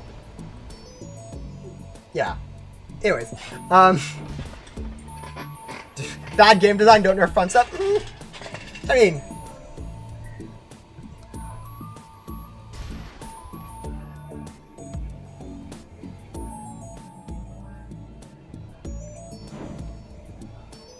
you know what was fun? Selling Remnant Zone packs full of ectoplasm for trillions of gems. You know what? That needed to be nerfed. But, like, I don't think anyone's gonna. No, that's a bad comparison. That was the gameplay thing. This is not really. I mean, it is a gameplay since it is obvious, but it's a little bit different because it is more. Doesn't affect too much. Honestly, like I could. You know what would be funny is reverting it so that you can't actually use gum during obbies, and then reverting the gum back, and then watching everyone complain about not being able to cheese obbies still, because even though the bunny gum has its nerf back, it's literally all for obbies. But yeah, no, I don't know. I haven't really made any decisions on it. It's one of those things I understand why people are upset. I might do a buff to it.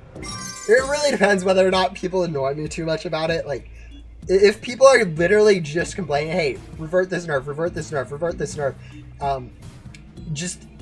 it's going to be a no, because I find that annoying. If you're like, hey, this was a bit too much, can you please maybe buff it a little bit or do something else, then I don't know, maybe it's a little bit, when you're nicer, I'm a lot more lenient on stuff like that. If you force people to do obbies, no one will like you. Yeah, no, that's also true. Like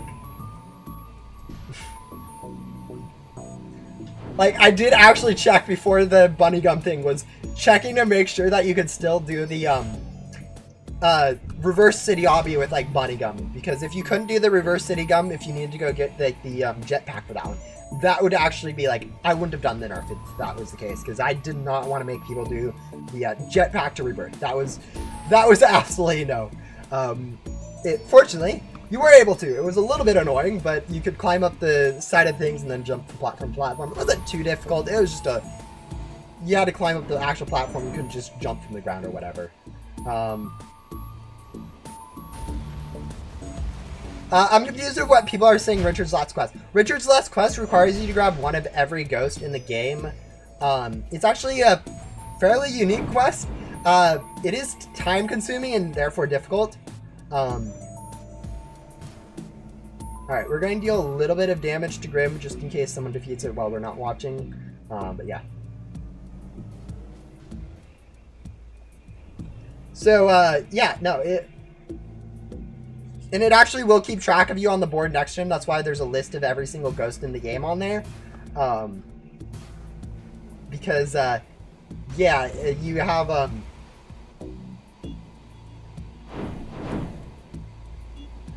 that last quest that does require them all.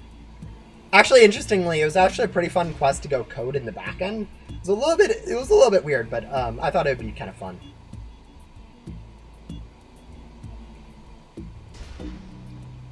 4 to 5 hours. It actually only takes 3 to 4. Actually, depends on how good your pet stats are. If you have good pet stats and you can get like the currencies in like less than a minute, then yes, it's like a 3 to 4 hour quest line. But if it takes you like also, which pet team am I using at the moment? Alright, cool. I'm using not my upgrade team, but yeah.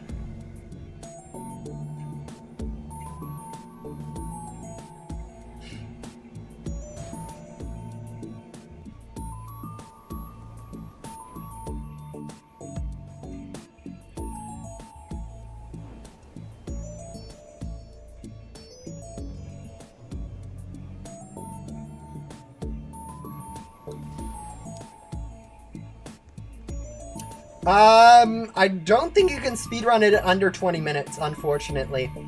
It literally takes a bare minimum of 15 minutes to do the, or, like, it takes a bare minimum of, like, 10 minutes, assuming you're using, like, boosted vacuum gum or something like that. Alright, there we go. Done with Yoko. Thank you, guys. At some point, yes, I do want to add something for that. I don't think it's, like, super needed, but, like, you know.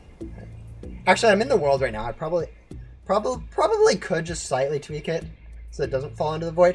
The funny thing is, you can still, like, no matter what, push any ghost into the void. Like, watch this. So you know how there's always 4 ghosts that spawn here?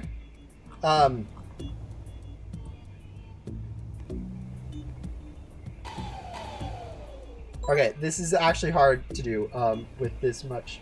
But yeah, you can actually push pretty much any ghost into the void.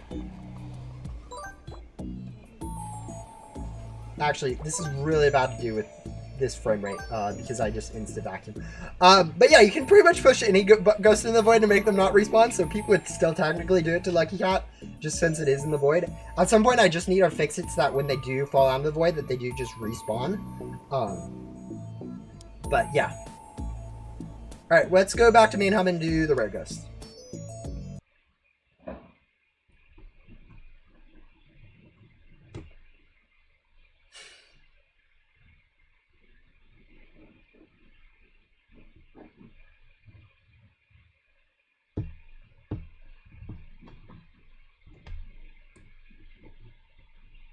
This is actually a really slow rebirth. I think we're on, what, like 2 hours now? Like some people would already be done with the rebirth at this point in time. I actually do not think that's quite the case. Yeah, at 40, no one's quite done with it. But people are like finishing up Agent Blaze at this point in time. We are quite slow at this. Is parachute still available? Yes, you can get it in the remnant zone.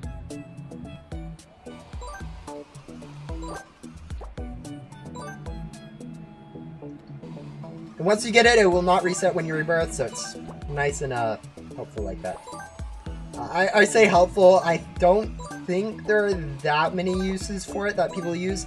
I think it's like dodging one attack in final boss fight, and then maybe a slight mobility help when you first start the game.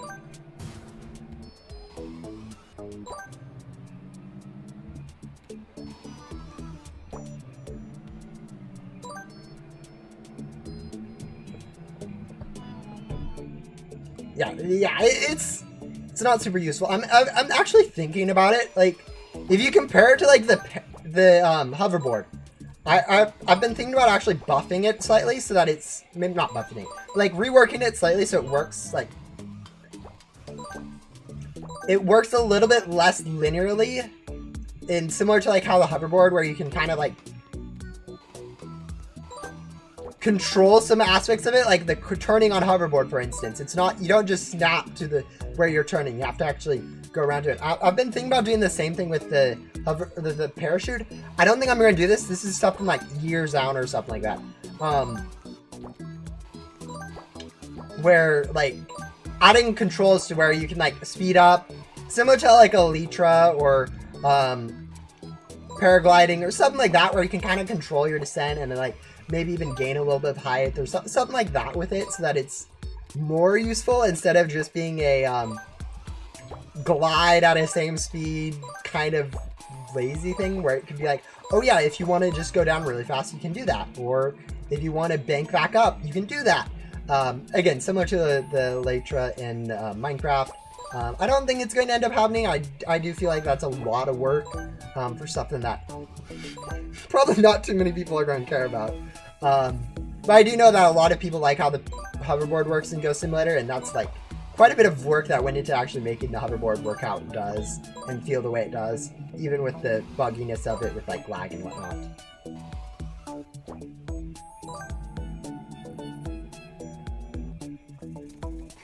I am quite biased on my Ghost Simulator rating, probably because I'm a developer and influencer who directly gets paid by it. Like, I love how it works as a simulator with like the different... It's not a cookie cutter like layout for like the entire simulator aspect of it. It's a little bit more interesting.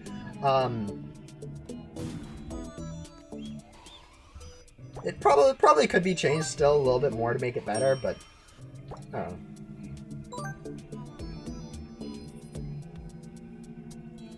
Wars rates it as 5. Yeah, I honestly people can rate it however they want. It's just kind of funny though, because watching Wars rate updates is hilarious. I think the funniest thing was watching him not log on for a whole month and then realize that gum decay was added, because I forgot to put it in patch notes. I had it in the testing patch notes that I was copying off of to put it into the main game patch notes, but I just, for some reason, it got removed on the main game patch notes, so it didn't have the gum decay added in like update 159 or whatever when it was actually added. I legitimately do not know how I missed it, but it was funny. He was like, oh yeah, you can just get infinite gems. I'm like, no, gum decay has been a thing. And he's like, what? When was that? It was like 159. He was like, oh. Watching him nuke an update just because it had one small change that doesn't really impact gameplay, but just nerfs a specific cheesy method of getting gems is hilarious. But yeah, no, everyone has a little bit of bias when it comes to like how they rate stuff, and that's kind of how games work. I mean, that's why more than one game genre exists. It's not everyone playing the same game every single day. It's people have different preferences on what they enjoy, and I think that's okay. It does make it a little bit hard sometimes to make updates for Ghost Simulator, where it's like, oh yeah, we can add an incinerator, but like, who is it for? Is it for new players or is it for old players? It's, who knows? And right now it's for neither, because as much as I was making it useful, it is still not the most useful thing in the world, because yeah, it needs a buff. It does need a buff. It still needs a buff. Like, some of the purchase options are actually decent, like crown keys, for instance. Being able to buy crown keys is a decent purchase option. It's just, no one's putting in the time to go grind for it because it's, I don't know. Probably needs to become slightly better before people would actually use it. Actually, what I might do, yeah, I'll probably end up doing that.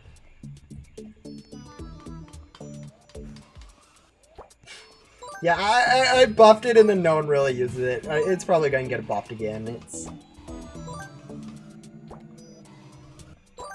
You know, I keep talking about all these changes I want to make. So, some of them aren't going to happen just because I forget.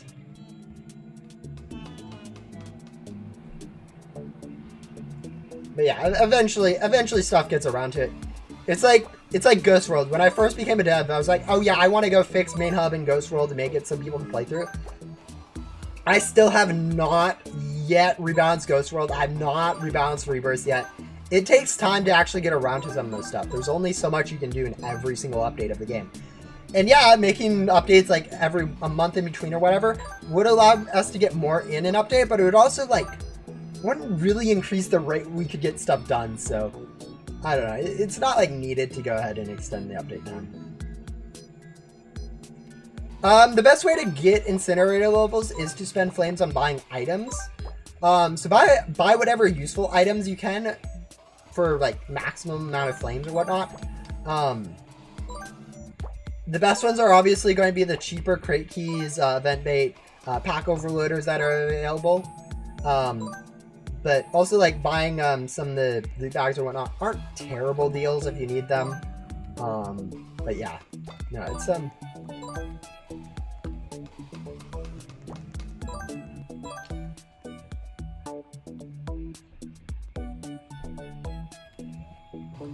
but yeah, pretty much no matter what items you buy, it's actually the same XP to flame ratio.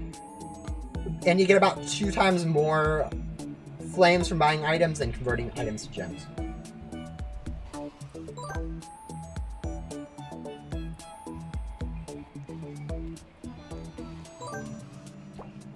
I like how it's like remove gums from incinerator, where half the people like add gums to the incinerator. It's kind of funny, just how divided people are on in gums in the incinerator. But yeah, I understand what you mean. It is kind of competing with gum at the moment, and like a lot of gum is just super overpowered. It's like you're getting 5x whatever you put into the gum machine, so kind of hard to compete with that.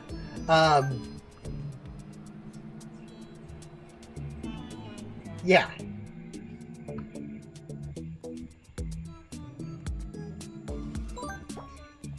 Will GhostSim ever have a UGC event? I don't know. I'm not in the I'm not the creative lead for I don't know how to create models. I don't know how to do marketing like that. So that is like a question I do not know the answer for. I would assume not in the near future, and most likely not unless like Ghost Simulator numbers go up without doing stuff like that. I don't agree with doing cheesy stuff to get the numbers back up, like UGC events or whatnot, that just lure in random new players that won't ever stay. I feel like keeping the game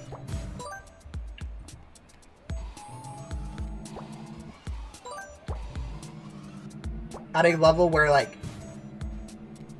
new players, like when they get into the game, they kind of get the new player experience.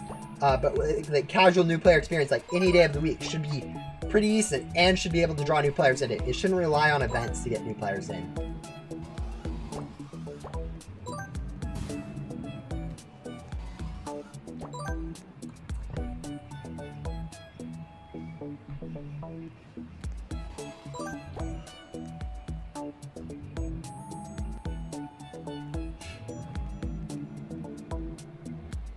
Incinerator needs to be niche. Yeah, you know what? That is actually a decent like idea, is making it better but then niching it a bit more, but I don't know.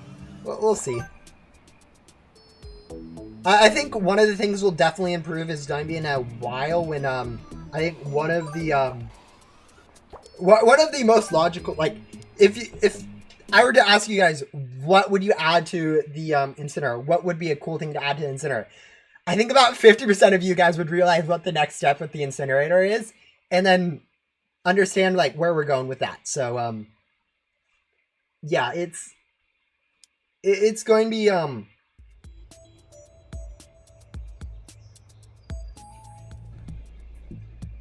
once we get there, it's going to be a little bit easier to tell where we're at. Hey, come on, where's Yoko's quest? Thank you.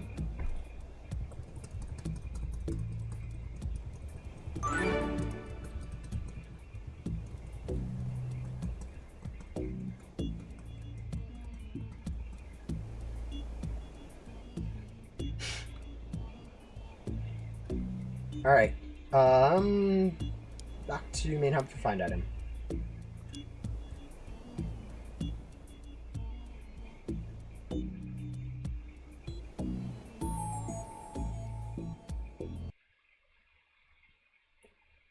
Is that, I mean, that's a potential. It's just one of those things,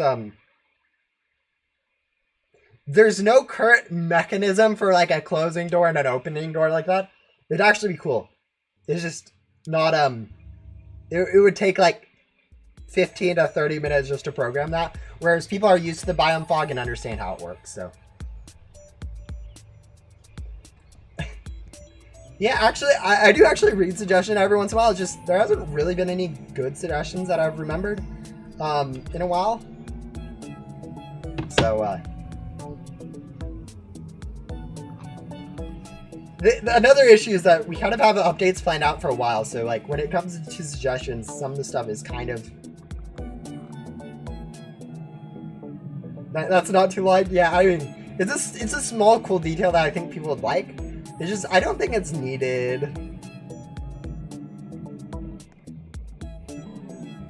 And it kind of spaghettis more stuff, like...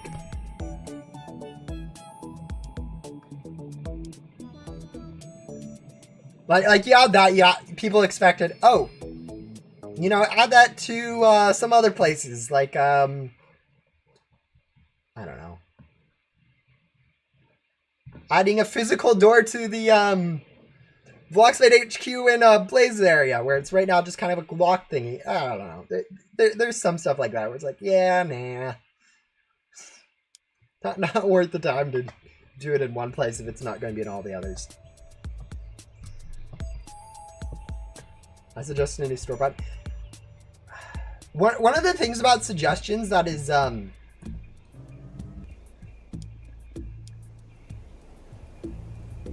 don't know. I'm noticing this with Sentinel suggestions, is that if you're too detailed with your suggestion, like for instance, if someone said like, oh yeah, let's add a bank NPC that is named this, that does this, that has these quests, that has requires you to grab one of every single ghost, that looks like this, that gives you this perk. If you give a really detailed suggestion, it's a lot harder for the developers to be like, at least in my opinion, it's really hard for me to be like, oh yeah, that seems like a good idea, let's add that to the game. Whereas if you just are like, hey, add an NPC like this, just 1 or 2 points or something like that, where it's like, oh yeah, add something like that. It's a lot easier to add those. So it's like when you have specific suggestions like add this pet or add this board or do this, do that. The vaguer it is, the easier it is for developers to add it in a sense, because they don't need to worry about like, I'm just copying other people's ideas. This doesn't feel creative at all. This,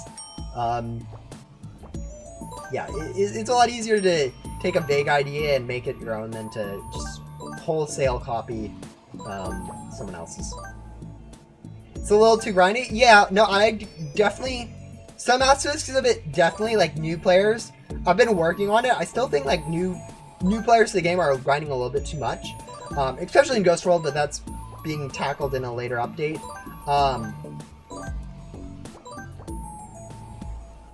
But, like, even in Main Hub, even after it got balanced, it's still a bit too grindy. And I think that in a sense, like, that is arguably fine. Like, having your game too grindy is fine if you have a good reward for it. It's just like the reward for grinding through the first part of like Main Hub, for instance, doesn't feel worth it, because that's stuff that's been in the game for 5 years now. So you've progressed through the first 5 years of the game, progressed through the first like month of the game after spending 5 hours grinding through Main Hub. It's not very rewarding in a sense. Yeah, no, don't worry.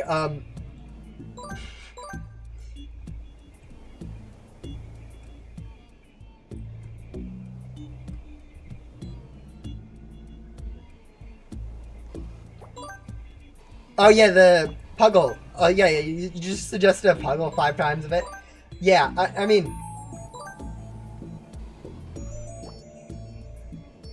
a better way to phrase that is, actually no, I mean, I'm not the creative lead, so I don't actually I can't really, I don't influence too much of what pets or boards get added. People are like, hey, highest, when is the, cat bag pet being added? And I'm like, I literally don't control that at all.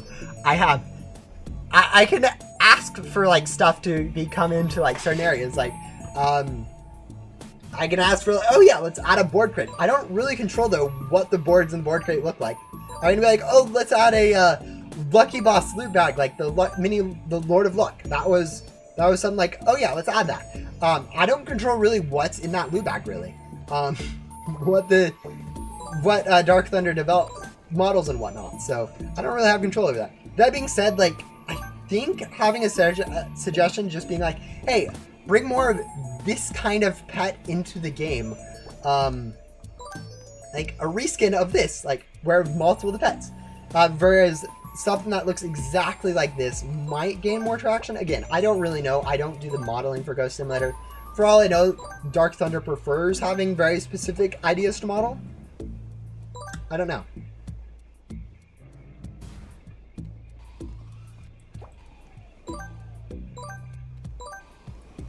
$17 more crates to every world. We need more pets. Oh, that would be so pain. It's already pain enough rebalancing all the current pet crates in the game. Adding more is not fun. All right, there we go. Done with that quest. I think we have one more quest, and then we have bosses. I like how we just gave up on doing backdoor. It's kind of funny. I think we're actually on track for like a 4:30 rebirth time. It is slow.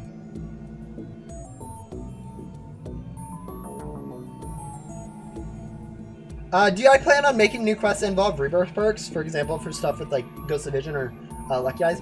No, there's a reason that was skipped on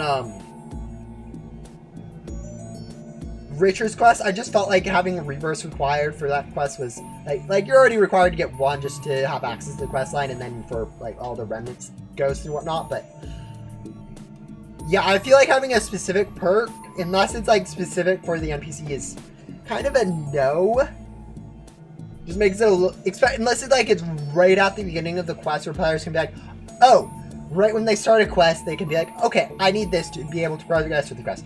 Otherwise, people get invested into a quest and they realize, like, right at the end, oh, I need to get antenna level 29. Oh, I need to actually rebirth to get the Lucky Eyes perk for this quest. Ew. Or whatnot. It's kind of scuffed.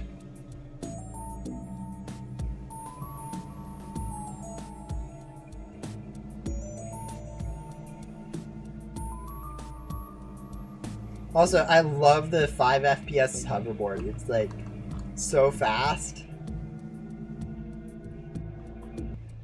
Yeah, this is why I do my Rebirths casual on stream. It's just super slow. There's no way I do like a sub 3 hour on stream, really.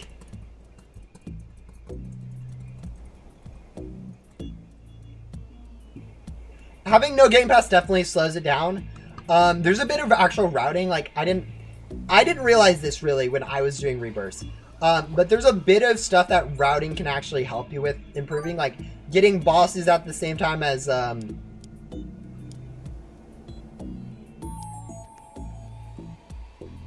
like getting this bosses for Leah or for Yoko and Gatekeeper at the same time can improve it.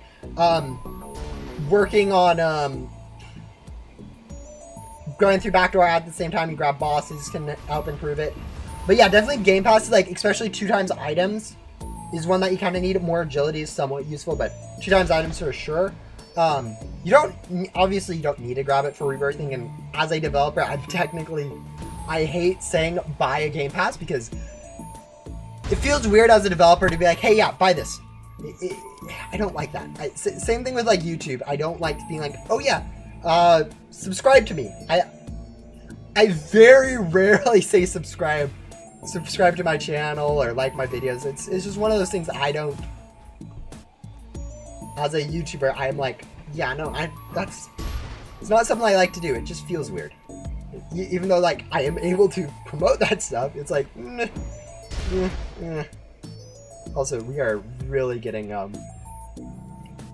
completely owned by this boss right now.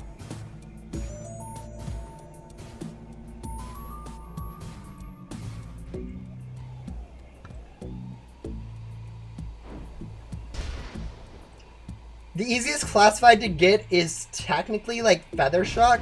It is 4 times easier to get than the pet crates, and then it's also really cheap gem wise. I think it's like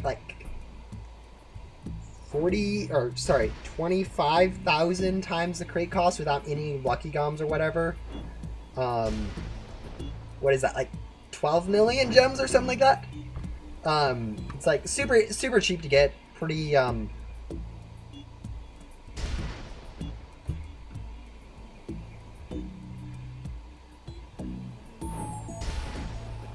All you really have to do is spend like 30 minutes if you are on PC, or hour on PC or something like that, or like 4 hours on a console or mobile unboxing for it, or use gum and then spend like half that time. I feel like getting classified pets from yes, it is kind of intended, like classifieds are kind of intended to be endgame. It's actually like, it's easier to get classifieds now than it's ever been in the game, which is kind of funny. Or maybe not than it's ever been. Back when like Remnant was first coming out, and those every single time they added a new pack, it would increase like 10x the amount of currency you got from Main Hub or Ghost World. Those were really easy times. But, like, it's really easy, like compared to like when Cosmic Queen was the best classified or whatnot. Those would take grinding to get for, or at least it felt like it took grinding to get for. I mean, I got it with like 10 things, but whatever. It's fairly easy in a sense to actually get them. In a sense. Just because of how Rebirths work. But like before Rebirths, like with Prism or whatever, people would grind for the classifieds without that.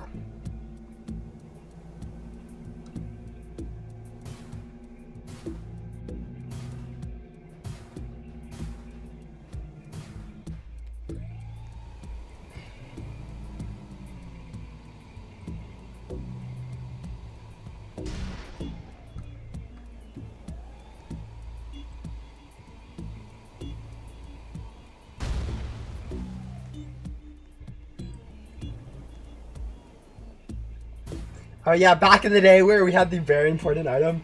I find it so hilarious that an item called a very important item was removed from the game. It just seems so funny to me that something with like that has the name that makes it seem super important literally just gets removed because it was useless. In theory, you could get a full team of classifieds in a row. No, not really. Like, technically, yes. But I feel like this is, like, something that someone pointed out to me. Randomness, yes. Anything can happen. But, like, the rates are so low that it literally can't. Like when it came to, like, cheating, like, I know this is a very big thing on YouTube a while ago, so most of you guys know about it. Like, when Dream had the issues where, he had increased drop rates in Minecraft or whatever.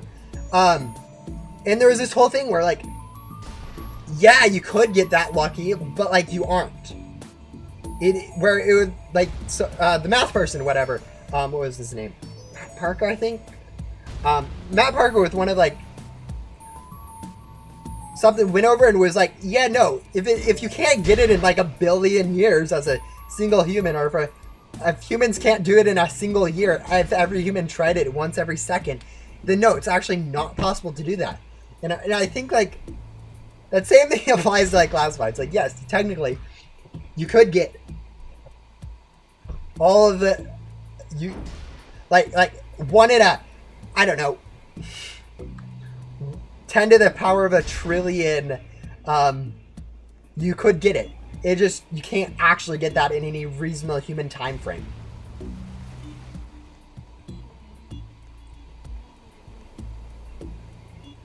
Like, even if something's technically possible, it isn't possible in a human time frame, and that means it's impossible.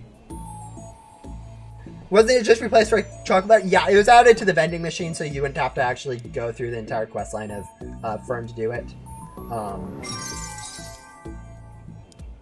Alright, let's go back to doing backdoor. Basically, it removed the dependency. It made it quite a bit better for not having a stack dependency, because you had to do Yoko to do Fern, and then you had to do Fern to do Gatekeeper. And it was just kind of a weird system where it was like, you do Gatekeeper first or something like that, and you're like, oh, I need this from Fern. You go back and do Fern, and Fern's like, oh yeah, you need to do this from Yoko.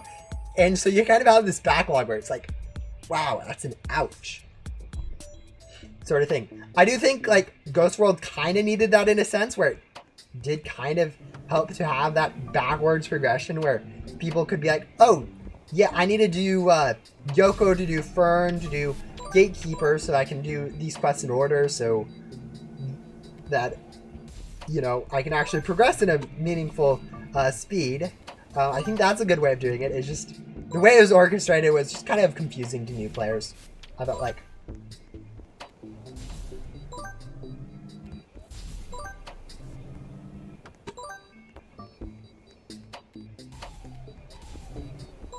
Yes! The Bloxfight HU classifieds are definitely higher than what they are in the other worlds. I can't say the actual percentage. But I can definitely tell you that what I think they are. Back when I was unboxing, I spent around 1.7 thousand gems in 800, 500, and 400 increments. And I got 2 classifieds in the last 400 I spent.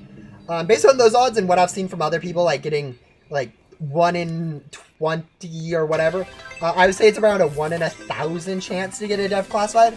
But other people, based on like Big 10-4 going 6,000 crate keys without getting classified, range up to like 1 in 2,000, 1 in 5,000.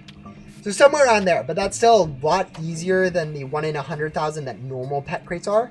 But that being said, you are also a lot harder to get that crate key just because, or those crates, just because of how expensive it is to time-wise to grind for it. So yeah.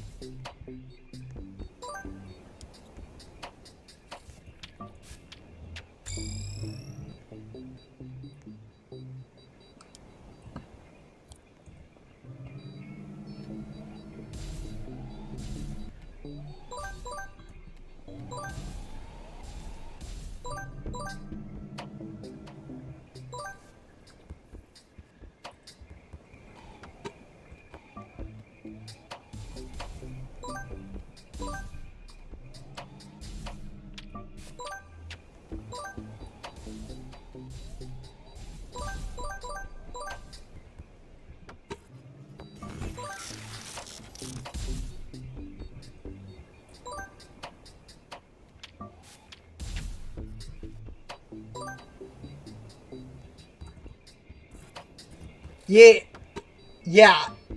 I mean, it actually technically, the funny thing about boss gum and stuff like that is like, if you're running the boss without it and you use boss gum, you technically save the same amount of time as if you are running 2 times. It's just you get a lot more. And like, you can do it without the gum hotkey. People have known this for a while. If you get the locked hoverboard icon, you can actually click on it to open up your inventory.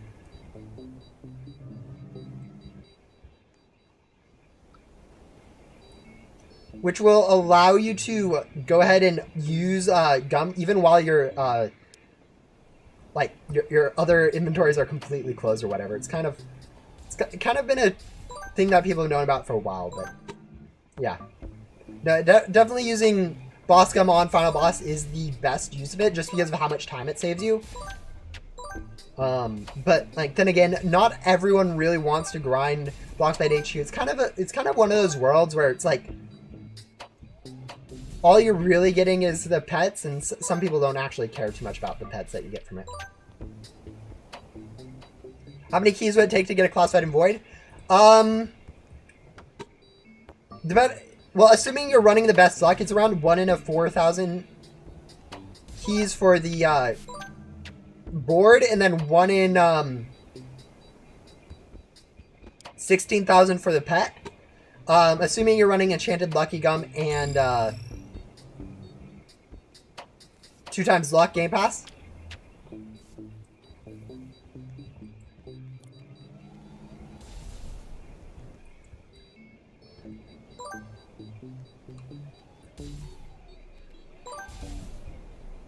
Alright, can we upgrade her? Yes, thank you.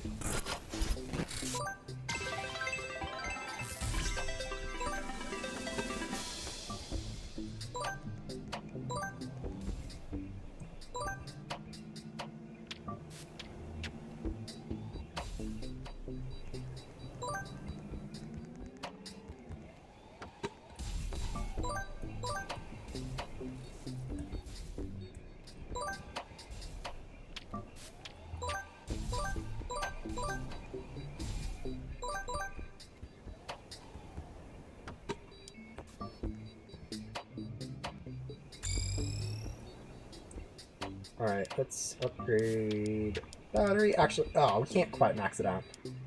Alright, we'll buy that one, and then we'll buy this disruptor. Go.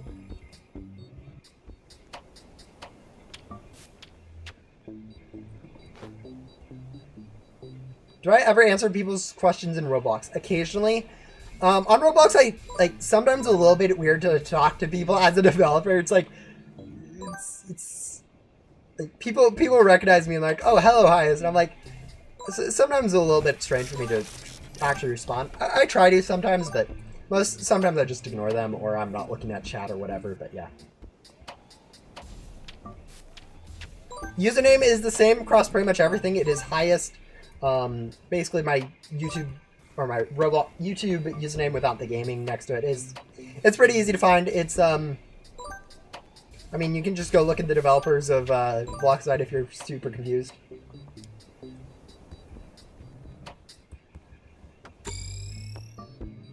I think it's fine. We're running at 5 frames per second. It's actually pretty good.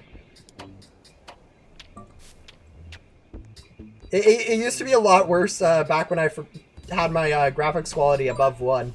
We started the stream at like 3 graphics quality, and it was much worse than this. So, but yeah, no, I probably should upgrade my PC sooner rather than later. It's definitely a little bit on the slower side.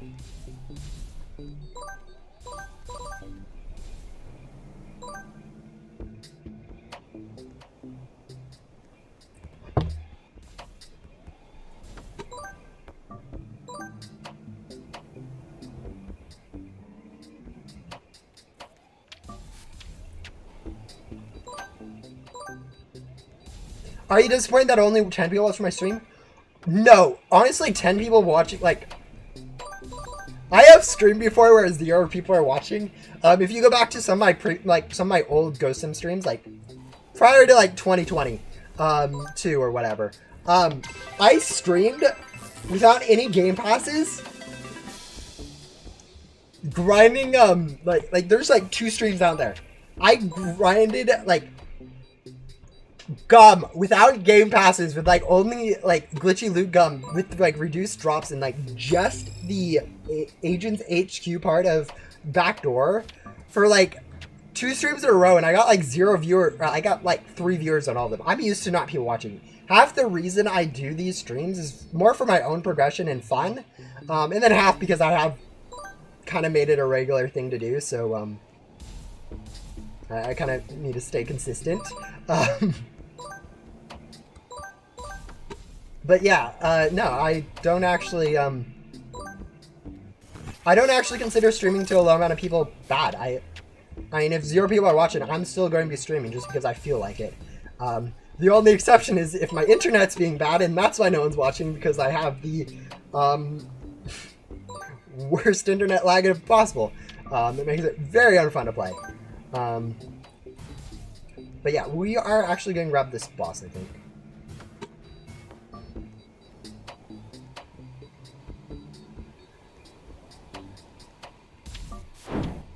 But yeah, honestly, 10 is like I compare this to like comparing this to my videos. My streams actually do quite well in comparison to like videos. All right, there we go. Pets are upgraded. We can swap back over to my pet team.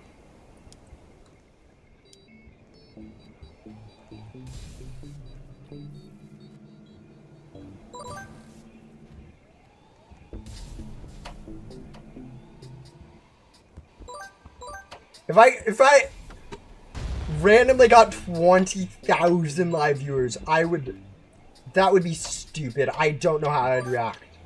I would probably, I don't know. That's a lot of people. Like, that is an insane amount of people. I don't even have that many views on a video, and I've made some really popular videos, like, let me go check YouTube Studio. I think my most popular video is like 16,000 people viewed it. 20,000 is crazy.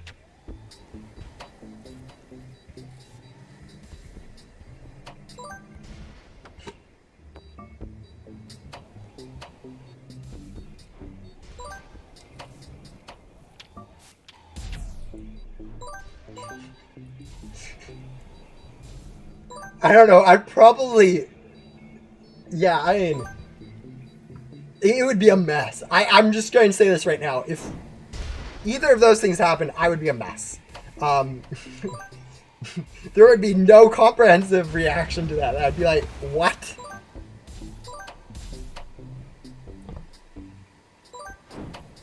Yeah, no, I'm not worried about Ghost World at this point. I'm doing backdoor for I'm getting up to Blaze, so I can do Blaze quite a bit, because I think I need a boss. No, actually, I don't need a boss before I need Yoko's quest. Anyways, I'm doing Blaze first. I'm getting up to Blaze first, just so I can do a little bit of that for some server hopping. Also grabbing a few good bosses along the way, but... Yeah.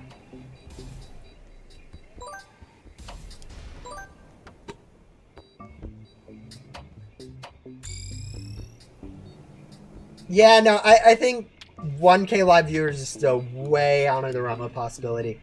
I'm like literally, let's just say more than okay. That was my bad. That was kind of bad. All right, let's buy the best stuff.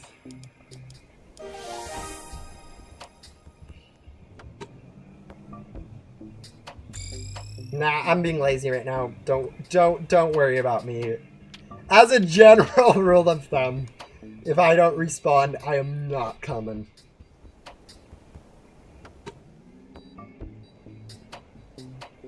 Alright, I'm basically waiting for a, I know I'm wasting loot gum. Waiting for this boss to spawn, and then I'm going to shoot it a couple times. And then we're going to come back to it later.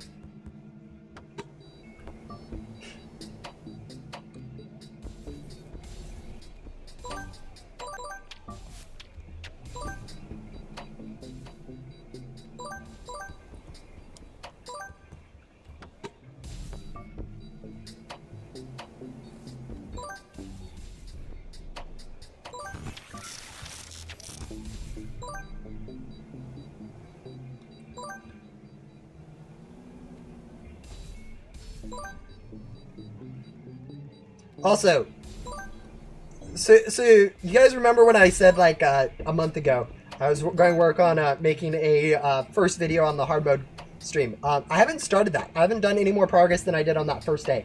And I pretty much have a week left to do stuff for that because pretty much starting next week I'm going to be gone for the next month. Not going to be able to really make content, so I pretty much have it this week if I want to go make that into an actual video. So we'll see if I actually manage to do something with that, but most likely, nah. Most likely it's not happening, but maybe it will.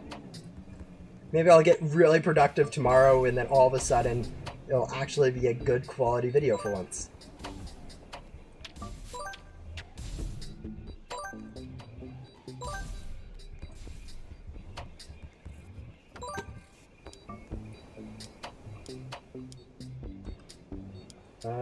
Create that.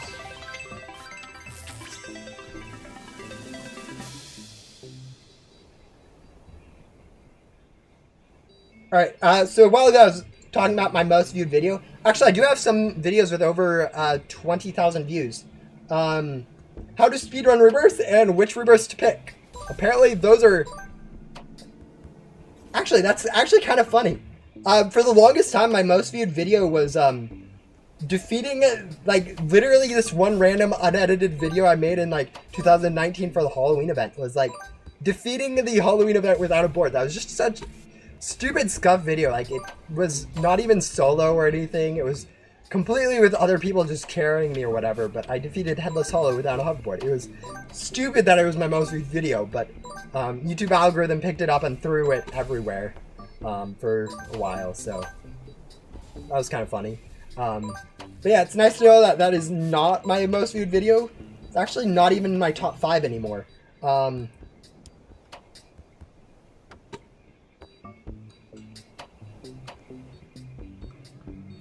Video is laggy too. Yeah, it was such a weird video to have that many views on. It was so funny. Did you learn a lot in hard mode for free-to-play players? Yes.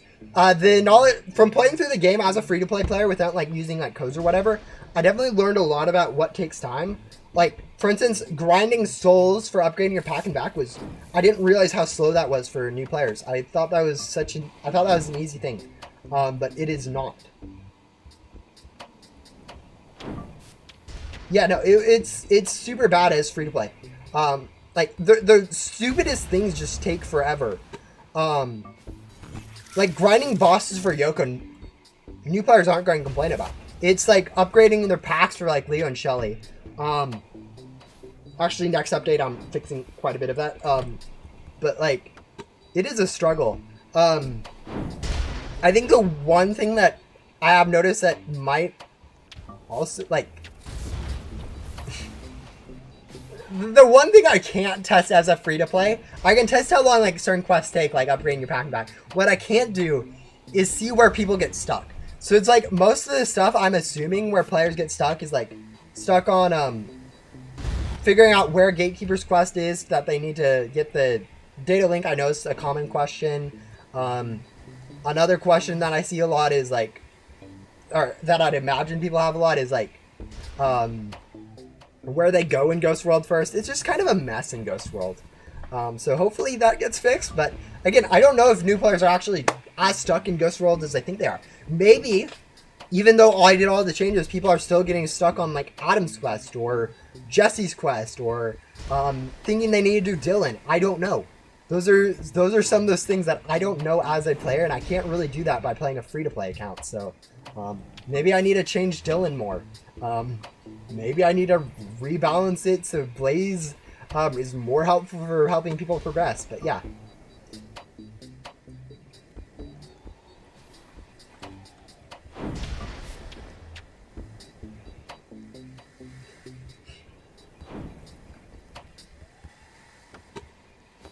Yeah, doing bosses without getting hit is definitely something I've seen people do. It's not something I ever really plan on doing. It's not something I think I'd find fun. But yeah, it definitely seems interesting.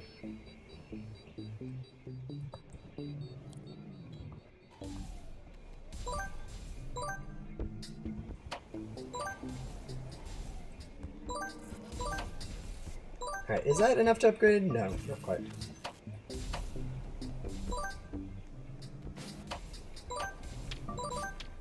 Like, item collection. Like, I don't know the places where a new player... even after rebalancing, I don't really know where a new player would get stuck with item grinding.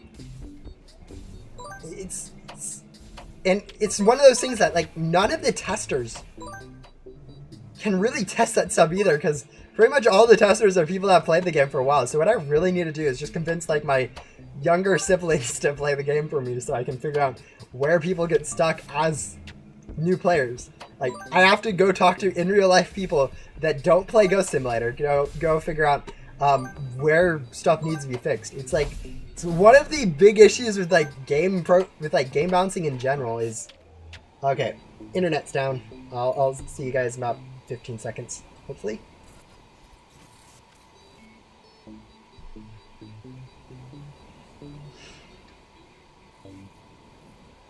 Yeah, backdoor without gum is kind of a pain. Hopefully is... Yeah, no, okay, stream's still going. It's just, we got disconnected from, Roblox disconnected us. Alright, whatever. We'll rejoin.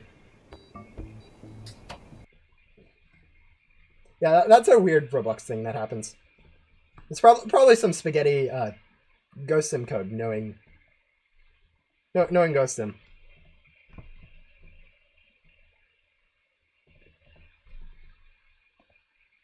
Alright, let's go rejoin. It's kind of funny that this screen never loads for the stream. Like this is the private server section. It just doesn't load on the visual thing. Like I'm over here seeing like all the servers or whatever, but all you guys see is a blank screen. It's kind of funny.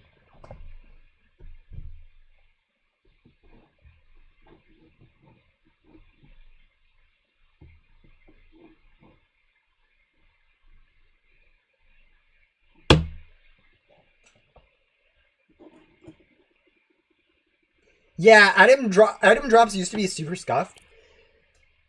Back before rebirths were a thing, it was really hard to grind through backdoor, and that was fine because it was the last world. But yeah, now that rebirths are added, I definitely feel like. All right, what we're going to do is pop back over into backdoor. I play on a laptop PC. It is definitely the best in terms of grinding most games, because most people program games on PC, so it's tested for PC. So it's generally has the best experience and optimized for playing on a PC.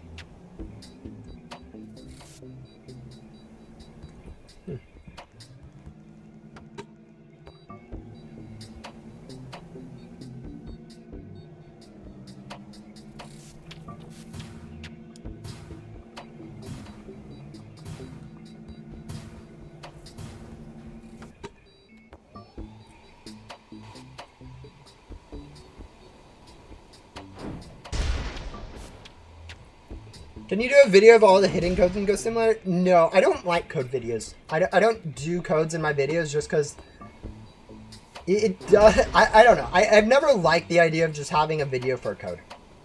They're on the wiki most of the time. If the wiki's up to date, it is currently not up to date. I think it's last update. Right now, it's kind of hard to keep the wiki up to date, to be honest.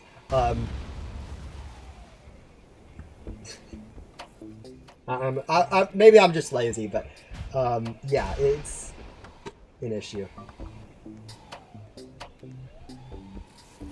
I feel like guides for worlds wouldn't hurt anyone. I know what you're meaning. You're talking about like in-game, like helping people through it. I feel like that should be I don't know. It feels like it should either be easy for people to figure out. Like, it's one of those things where you shouldn't have a guide for it. It should just be pretty self-explanatory how to do it.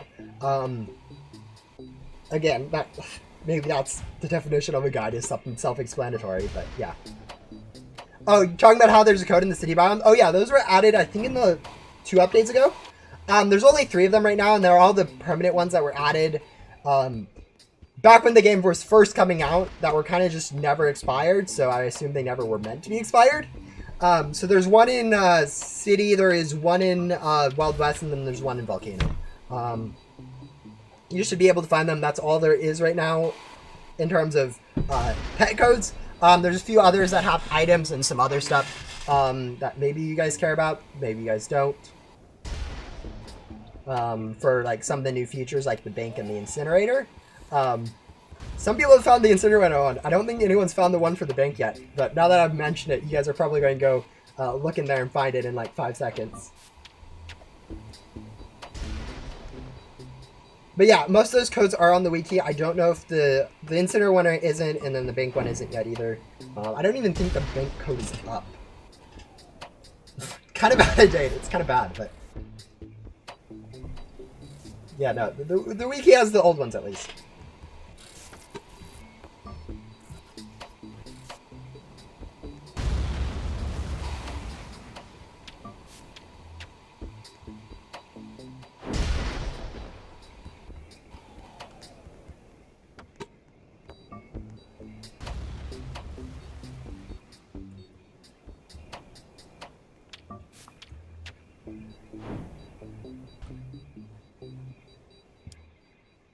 Actually, the quest journal already tells you this. It tells you when stuff is made, and they also have that star. I think, from what I've seen, new players are actually able to figure out a lot better than old players would think. Just because, like, new players, they get straight into the system, whereas old players are used to the old system of just infinite and infinite and normal quests. Which is surprising that new players are actually able to figure it out. But, yeah, it's kind of good like that. Anyways, let's go finish up backdoor. But yeah, no, there's already, it already tells you, there's a few places it tells you. Actually, I think it's just here, and then the symbol above the head also is a pretty good indication. But from what I've seen, it looks like new players are actually able to figure that out. I've seen multiple people talk about just doing main quests on a Rebirth or just doing their main quests as they progress through the game. So I'm fairly sure new players have got that figured out without the need of anything else, which is good to know. Good to know. I thought that would be the case, and I think a lot of people are like, no, they don't. Old players didn't understand the system just because they were used to the old one, but I think new players. I thought new players would be able to understand it better. Looks like that's the case. I can't 100% say, but it does definitely appear to be the case.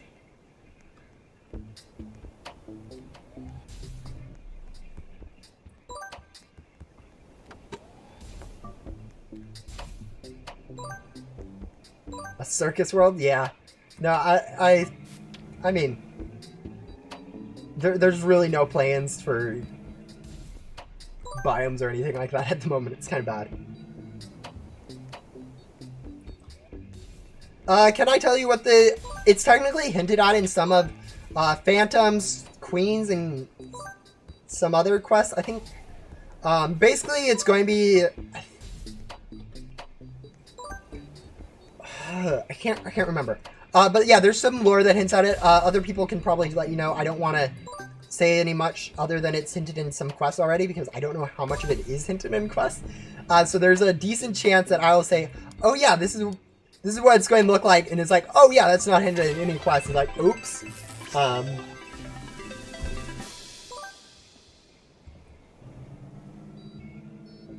I'm technically allowed to leak pretty much whatever I want in the game. It's just whether or not that's going to be good for the game. Like, on stream, I don't want to leak too much because stuff I say on stream is a little bit weird because it's not like an official developer thing. So I don't want to be leaking too much, like, stuff of the game on stream because it feels like I'm using the position of a developer to, like, promote a stream or whatever, or otherwise using the stream to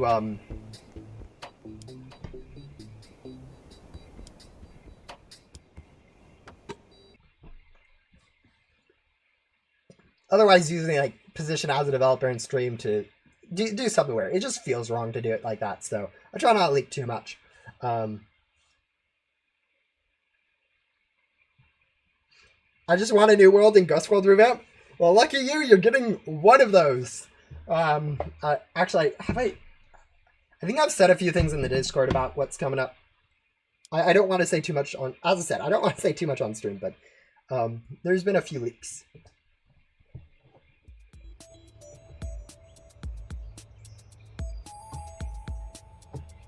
But yeah, no, Ghost World Revamp has definitely been something I've been wanting to do for a long time.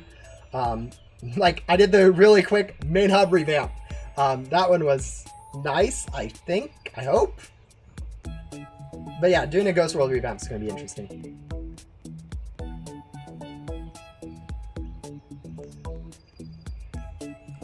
Time to go on Discord.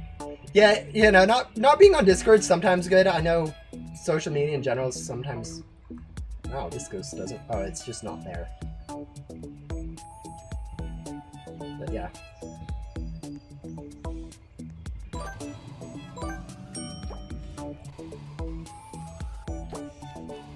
Oh, what's the current Void music? Is it not Music Meadows?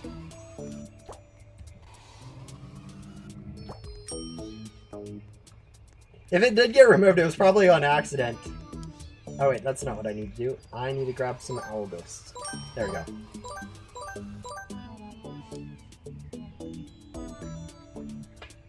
It's backdoor? Oh, okay. There's a small chance that I spaghettied something and, there's a small chance it got spaghettied and accidentally got changed to backdoor, in a previous update. It's supposed to be Musical Meadows.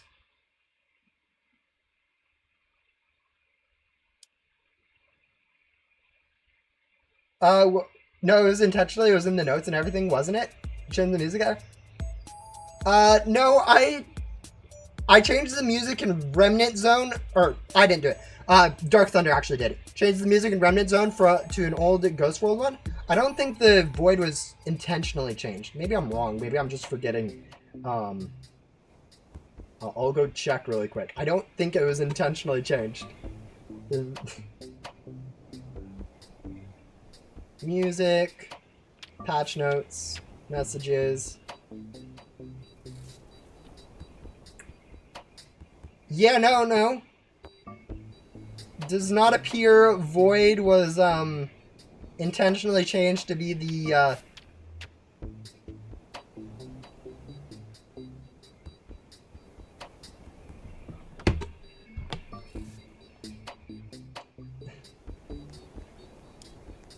But yeah, there was always the chance that I just changed it and forgot I changed it.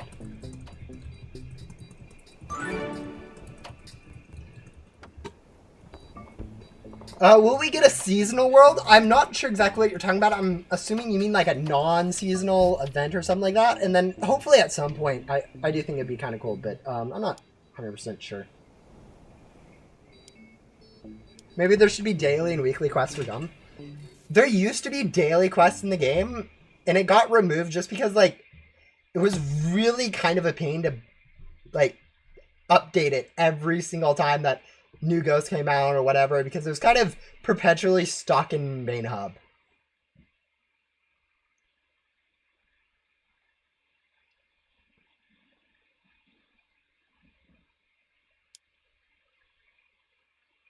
I'll be in Void soon. No, I am still about an hour out of Void with this server hopping. This is so slow server hopping.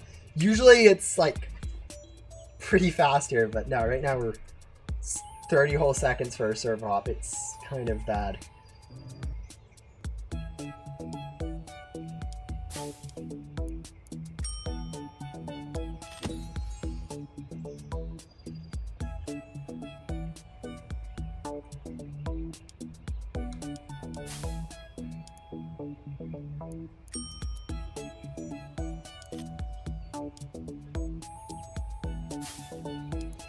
And now it's always also the case that Roblox would just be having a nightmare backend.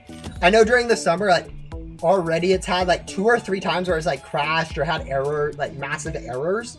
So it is a potential that it's not my internet. It is instead Ghost Sim and Roblox in general just having issues with people joining too much. Whatever. Actually, we should hop over into public servers. No, that's probably why it's taken so long. We need to hop over into public servers so our server hops can take less time.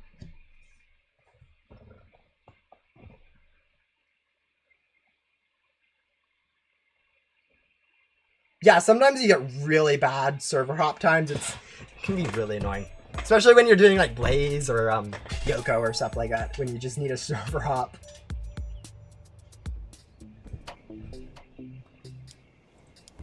No, that's not where we want to teleport. That's where we want to teleport to. Alright, there we go. Apparently we forgot to grab hammers. Okay, I guess we should probably, while we were there, grab some artifacts too from the pyramid, because that is something else we're missing. We will join... Where am I at? That's exactly what I clicked. Oh, that's a lot of players. There you go. I'm not used to seeing a number over 300 players. Like, that's quite a bit. Is it stressful being a developer? Not really. I mean, the only stressful thing really is like updates. Like pushing out updates can be kind of stressful sometimes.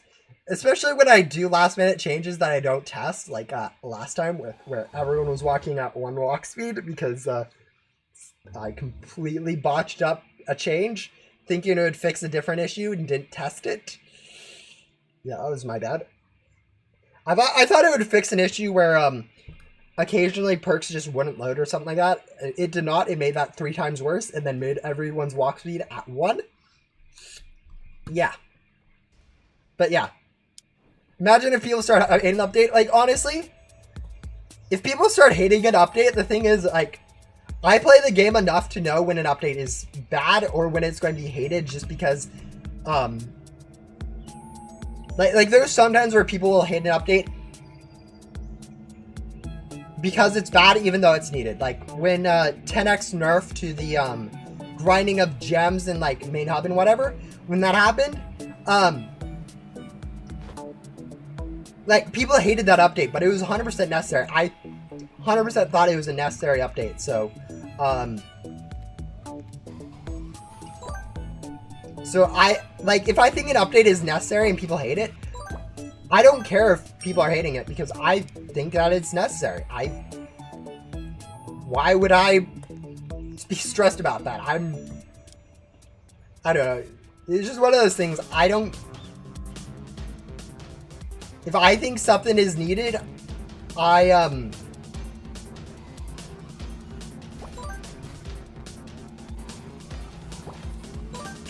not going to. Okay, actually, we should tag this ghost while we're here. I'm not going to be stressed or concerned that other people don't like it.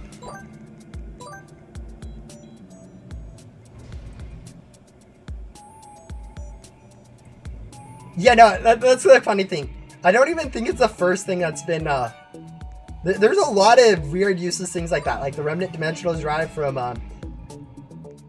other quests. I'm going to try to make it useful, but like, yeah, it's definitely one of those things where it's kind of funny when stuff like that, useless, just are in the game for a long time. Like, as you're talking about, Antenna level 30, Remnant Dimensional Drive, Antenna level 11 for a little bit, I think.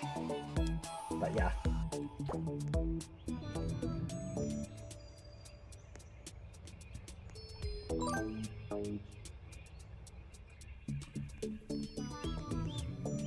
But yeah, it's not like I don't play a game, so when people are complaining about updates, I can understand why they don't like them, and like sometimes people don't like updates, not because of the update itself, but just because, like, I don't know, it's perceived as differently than... Alright, that should be enough items. Alright, that should be good. We should be able to go back to Blaze. How long does it take to get to level 20 starting to backdoor? For me, it takes around 15 to 20 minutes. Normally, that is without lag. With lag, it probably takes me 40 minutes. Yeah, no, if you are free to play and going through the first time, it'll take upwards of 10 to 20 hours.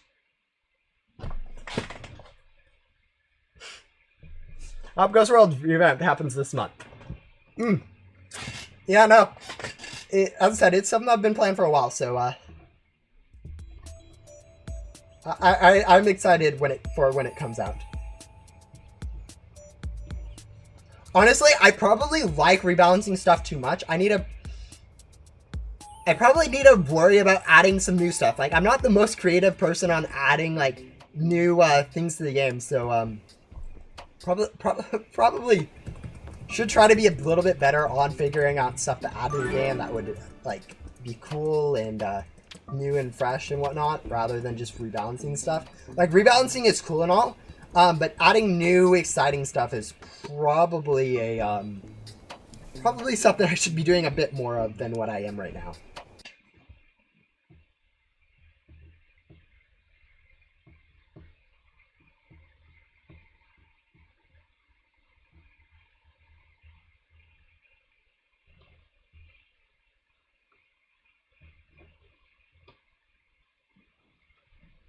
Getting rebirths is boring. There should be, yes. No, I agree. I feel like there should be a little bit more stuff to do in Go Simulator than there is right now. It's just adding that stuff is, I don't know, it's kind of tedious. Like even the incinerator, for instance, isn't like... I know I keep using the incinerator as an example. It's a very bad example because it's probably a good example, but like it's kind of a bad example in some respects.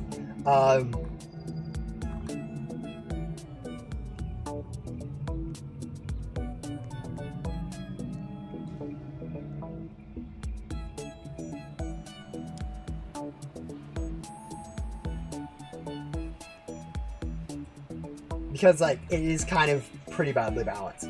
But like, even that is like an option against rebirthing. It's just rebirths are so good that you really can't like not do them, and so it kind of gets boring for people who like don't want to do rebirths to do them. That being said, there are a few options now with like grinding, like with enchanted rift gun buffs and other stuff, where you have a few other options for like getting gems for classifieds if you want to do those. But yeah. Did I ever play Geometry Dash? Not really. Oh, okay. That's an interesting one.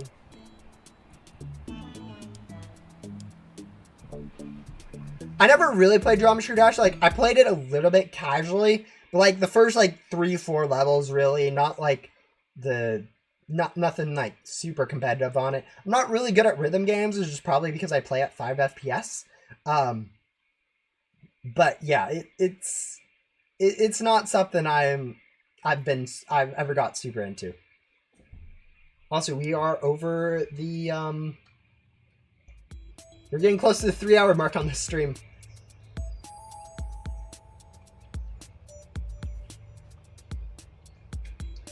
Question is, how much longer do I want this stream to last? I think we might get up to the final boss and then call it a day. It is kind of getting to the longer stream. I don't want to stream the entire day, but...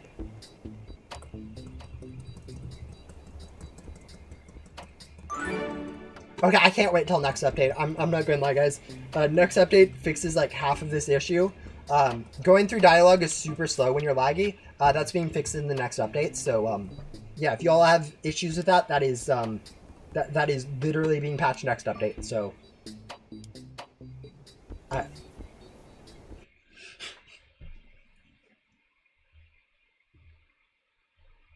I don't need to struggle to talk to NPCs for 20 minutes. How easy is it to get mini Lucky Cat Lord?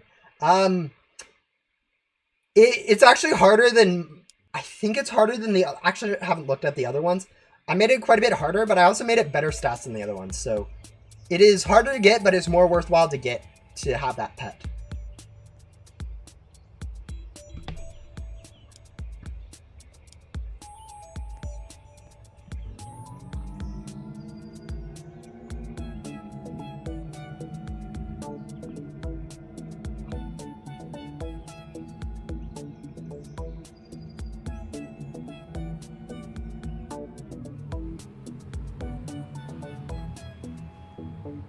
Is it better than Moshi? No.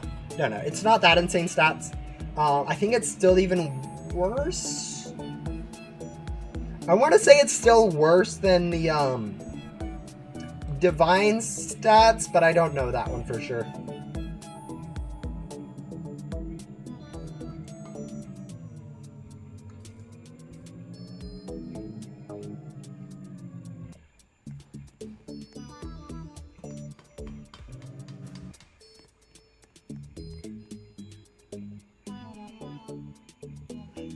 Then why would anyone ever get it? Yeah, we're just gonna burn all these.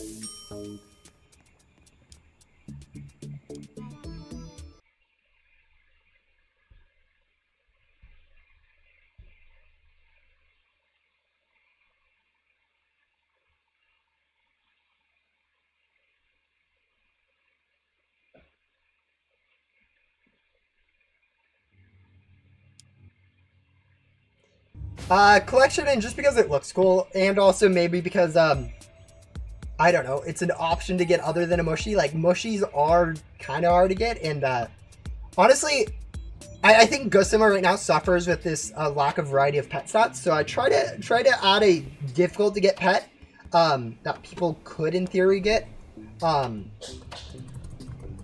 yeah.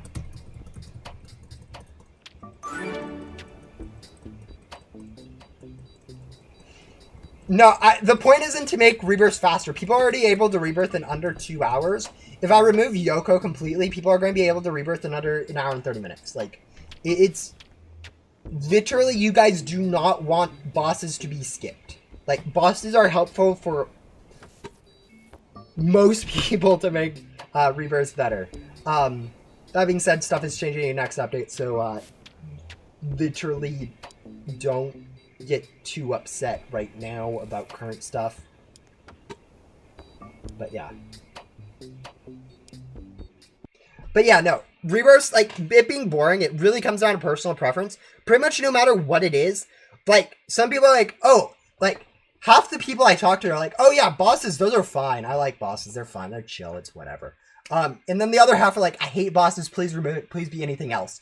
And then, like, when I did the obbies, made the obbies, like, a little bit more difficult with the bunny gum nerf, people are all over here complaining, even though, like, you know, in theory, that is something I could do instead of making time spent on bosses, is like make it so people had to do obbies. And there are people that would 100% complain about that, but there are also people that would be like, oh yeah, that'd be so much better than doing a boss. I could just do an obby. It really depends who you are. Like, you're not going to make everyone happy with changes. All right, let's go find, where is that? Bunny gum. Enchanted bunny gum.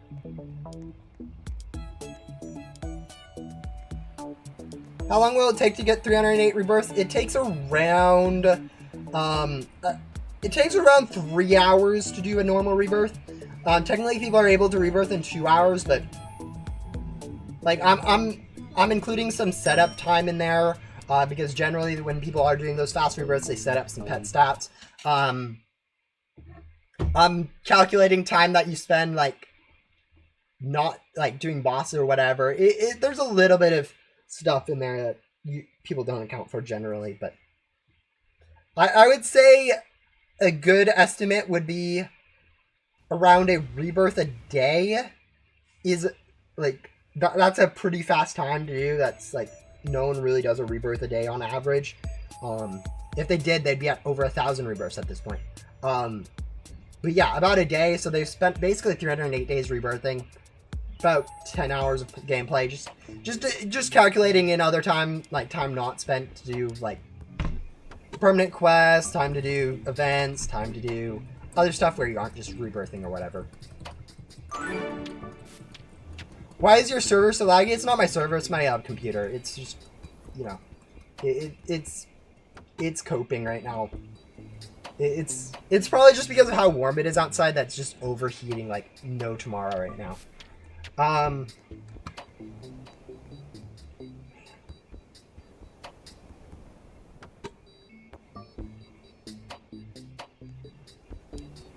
But yeah, it does make server hopping so much worse with this. Alright, how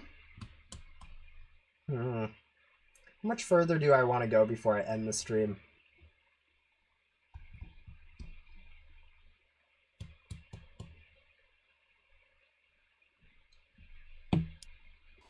I don't know.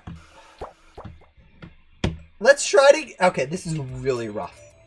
This is like the worst join times I've ever had. Actually, let me check something. Just a second. I don't know what this does to the stream. I'm opening my task manager. Will there be a top daily rebirth board? I've been thinking about adding something similar to that, like a not like daily rebirths, because that's like going to be like 95% one rebirth, just from people rebirthing once. But like a rebirth times thing. So you know how rebirths are kind of, you get a little pop of how long your rebirth took when you complete question mark quest.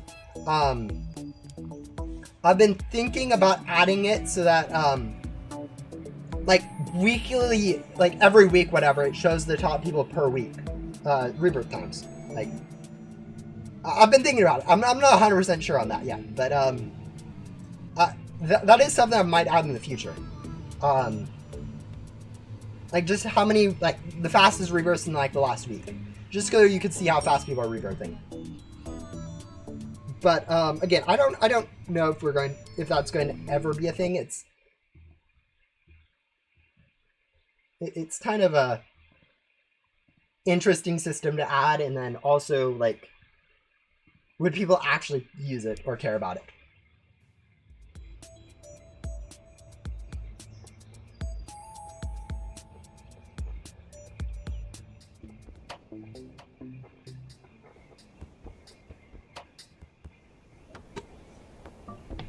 What game are you dev in? I'm a dev for Ghost Simulator. I'm specifically the programming developer for Ghost Simulator. So when you guys see bugs, yeah, that's my fault. Ping me. Spam ping me. Do not spam ping me, guys, about bugs. 95% of the bugs I'm already aware of, and I just don't know how to fix.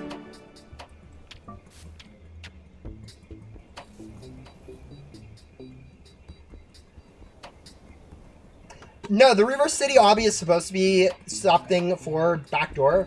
It's kind of supposed to have someone have the jetpack. It's fine if you have bunny gum. Pretty much everyone has bunny gum.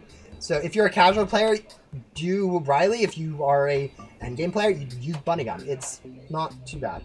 Also, let's just go do a boss really quick, and then we're done. So I think we're going to end the stream after we do this boss and turn in Yoko's quest. Yeah, I think we'll finish up Yoko's quest once we do this boss. That being said, let's go hop over to Ghost World, because there's always a boss in Ghost World.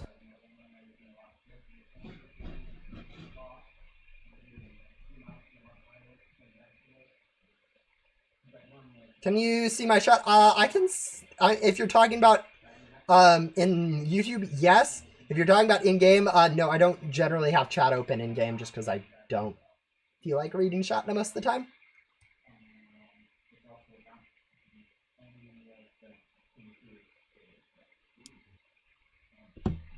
Alright, so about 5 more minutes in this stream, and then I'll be done. We'll grab a boss, turn in Yoko, and then do the last quest of Yoko.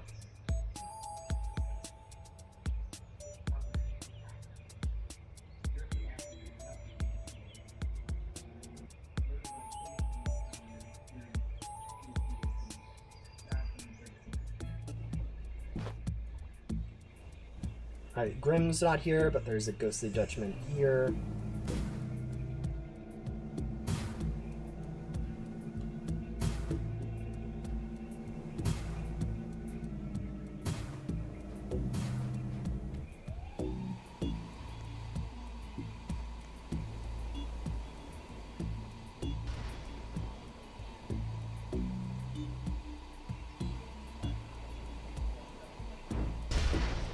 Is anyone else helping with updates?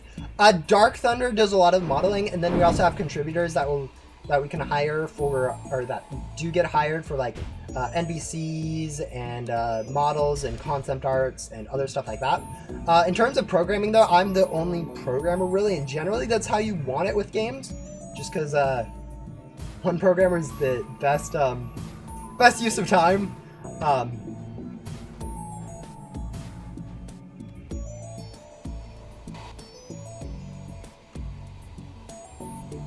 But yeah, other people do help with updates-ish.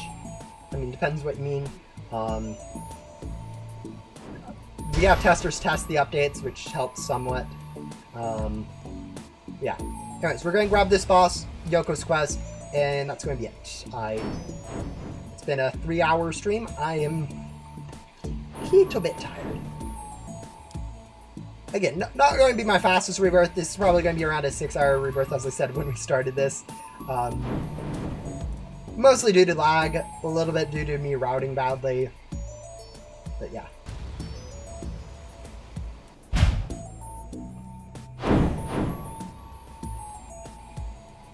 I don't really trade in the game. I know that's a joke trade, but like I don't trade, sorry. How often do I live stream? I try to live stream once a week. But coming up for the next month or so, I won't be able to I won't be doing any live streams or any videos or really anything. Hopefully I'll have at least one video out for the,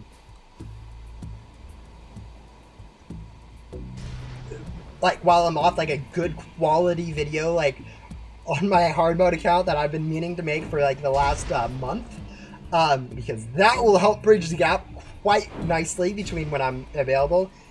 But yeah, most likely I'm going to be gone on Mondays, so no streams on Mondays, which is my usual stream time, and then I'm going to be busy on the weekdays doing development stuff. So it's going to be a bit hectic. I'm not going to have too much free time, but yeah.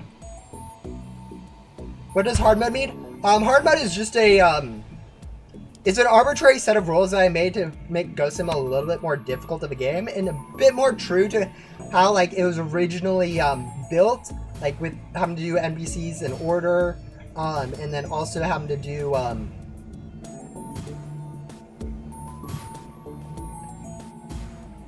all NPCs in a world before moving on from that world or whatever. It's an arbitrary set of rules. It's just stuff I made up. If you guys want to play on a difficulty like that, you guys can make up your own rules. Like, I know there's some people that have done it and used the same rules, but they've allowed, like, code pets, or they've allowed trading, or they allowed this thing or that thing that make it a little bit easier for what they want to do in the game. And that's sort of what hard mode is. It's just kind of a rule set that I made up that I wanted to play through the game with. The Rebirth record's about 240. No, it's actually around 150, 140, 150, somewhere around there, by like Deadbull or someone, recently.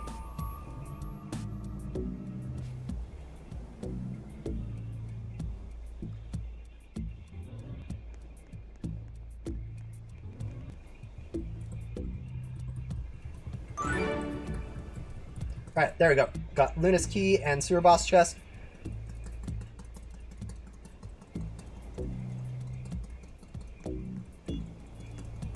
Hello. Yeah, no, it's interesting to see people in game. I do try to keep chat closed just because Roblox chat can be a little bit weird and I don't like to interact with it on stream. But yeah, we're going to go complete this quest for Yoko and that will be the end of today's stream. What time do you normally start streaming? I normally start streaming around 9:30 a.m. my time, which is 12:30 Eastern time, or I have no idea what time Europe time. But yeah, Pacific time, 9:30 a.m.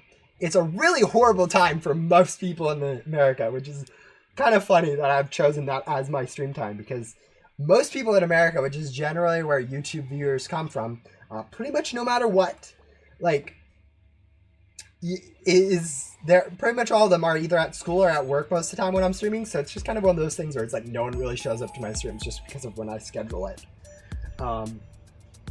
Yeah, well, it's good for me. Yeah, no, most of the people who do watch are in the European time zones because, or maybe not most of them, but a lot of them are in the European time zones because those are the time zones that are able to make it out to my stream times. But yeah, it's kind of,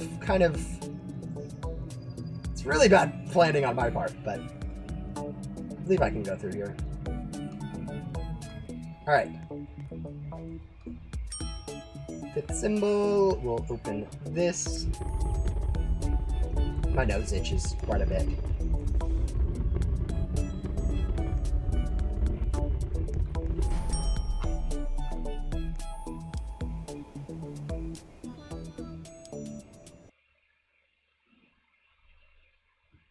Yeah, don't expect another one till like August. Actually, it's going to be a ways into August. It's going to be like the second week of August is going to be the next time I can stream. It's going to be pretty bad. Again, hopefully I have some videos out in that meantime. I should have update videos for sure.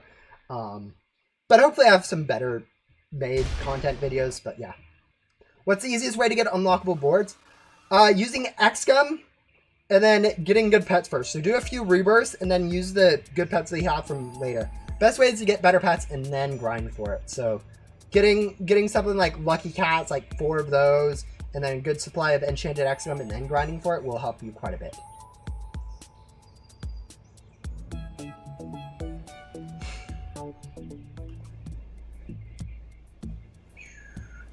There we go.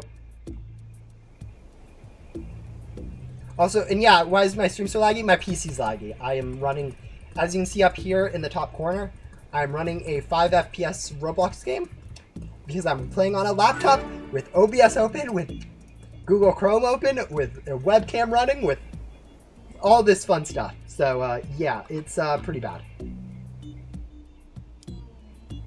Actually, let me check. There's a small chance that like some of my settings got changed and it's for some reason deciding to use a software.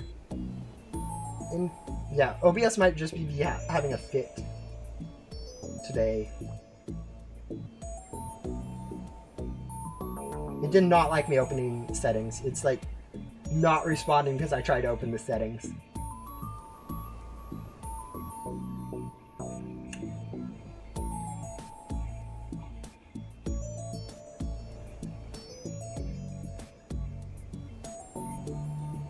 Oh, there it is.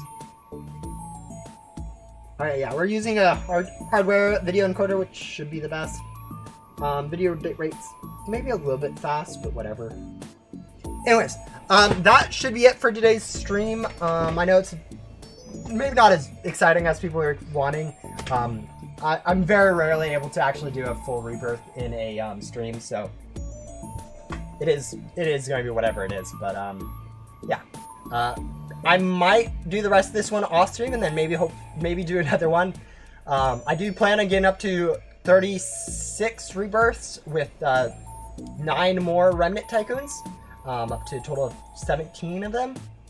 But yeah, that might take a little bit of time to get there. So in the meantime, I might do some off-stream guiding. Anyways, thank you guys for watching, and I will see you guys probably on Friday or Saturday with a update video, and then you probably won't see me for a while because I won't be streaming next Monday. Sorry for those who watch me regularly. Anyways, bye. See you guys.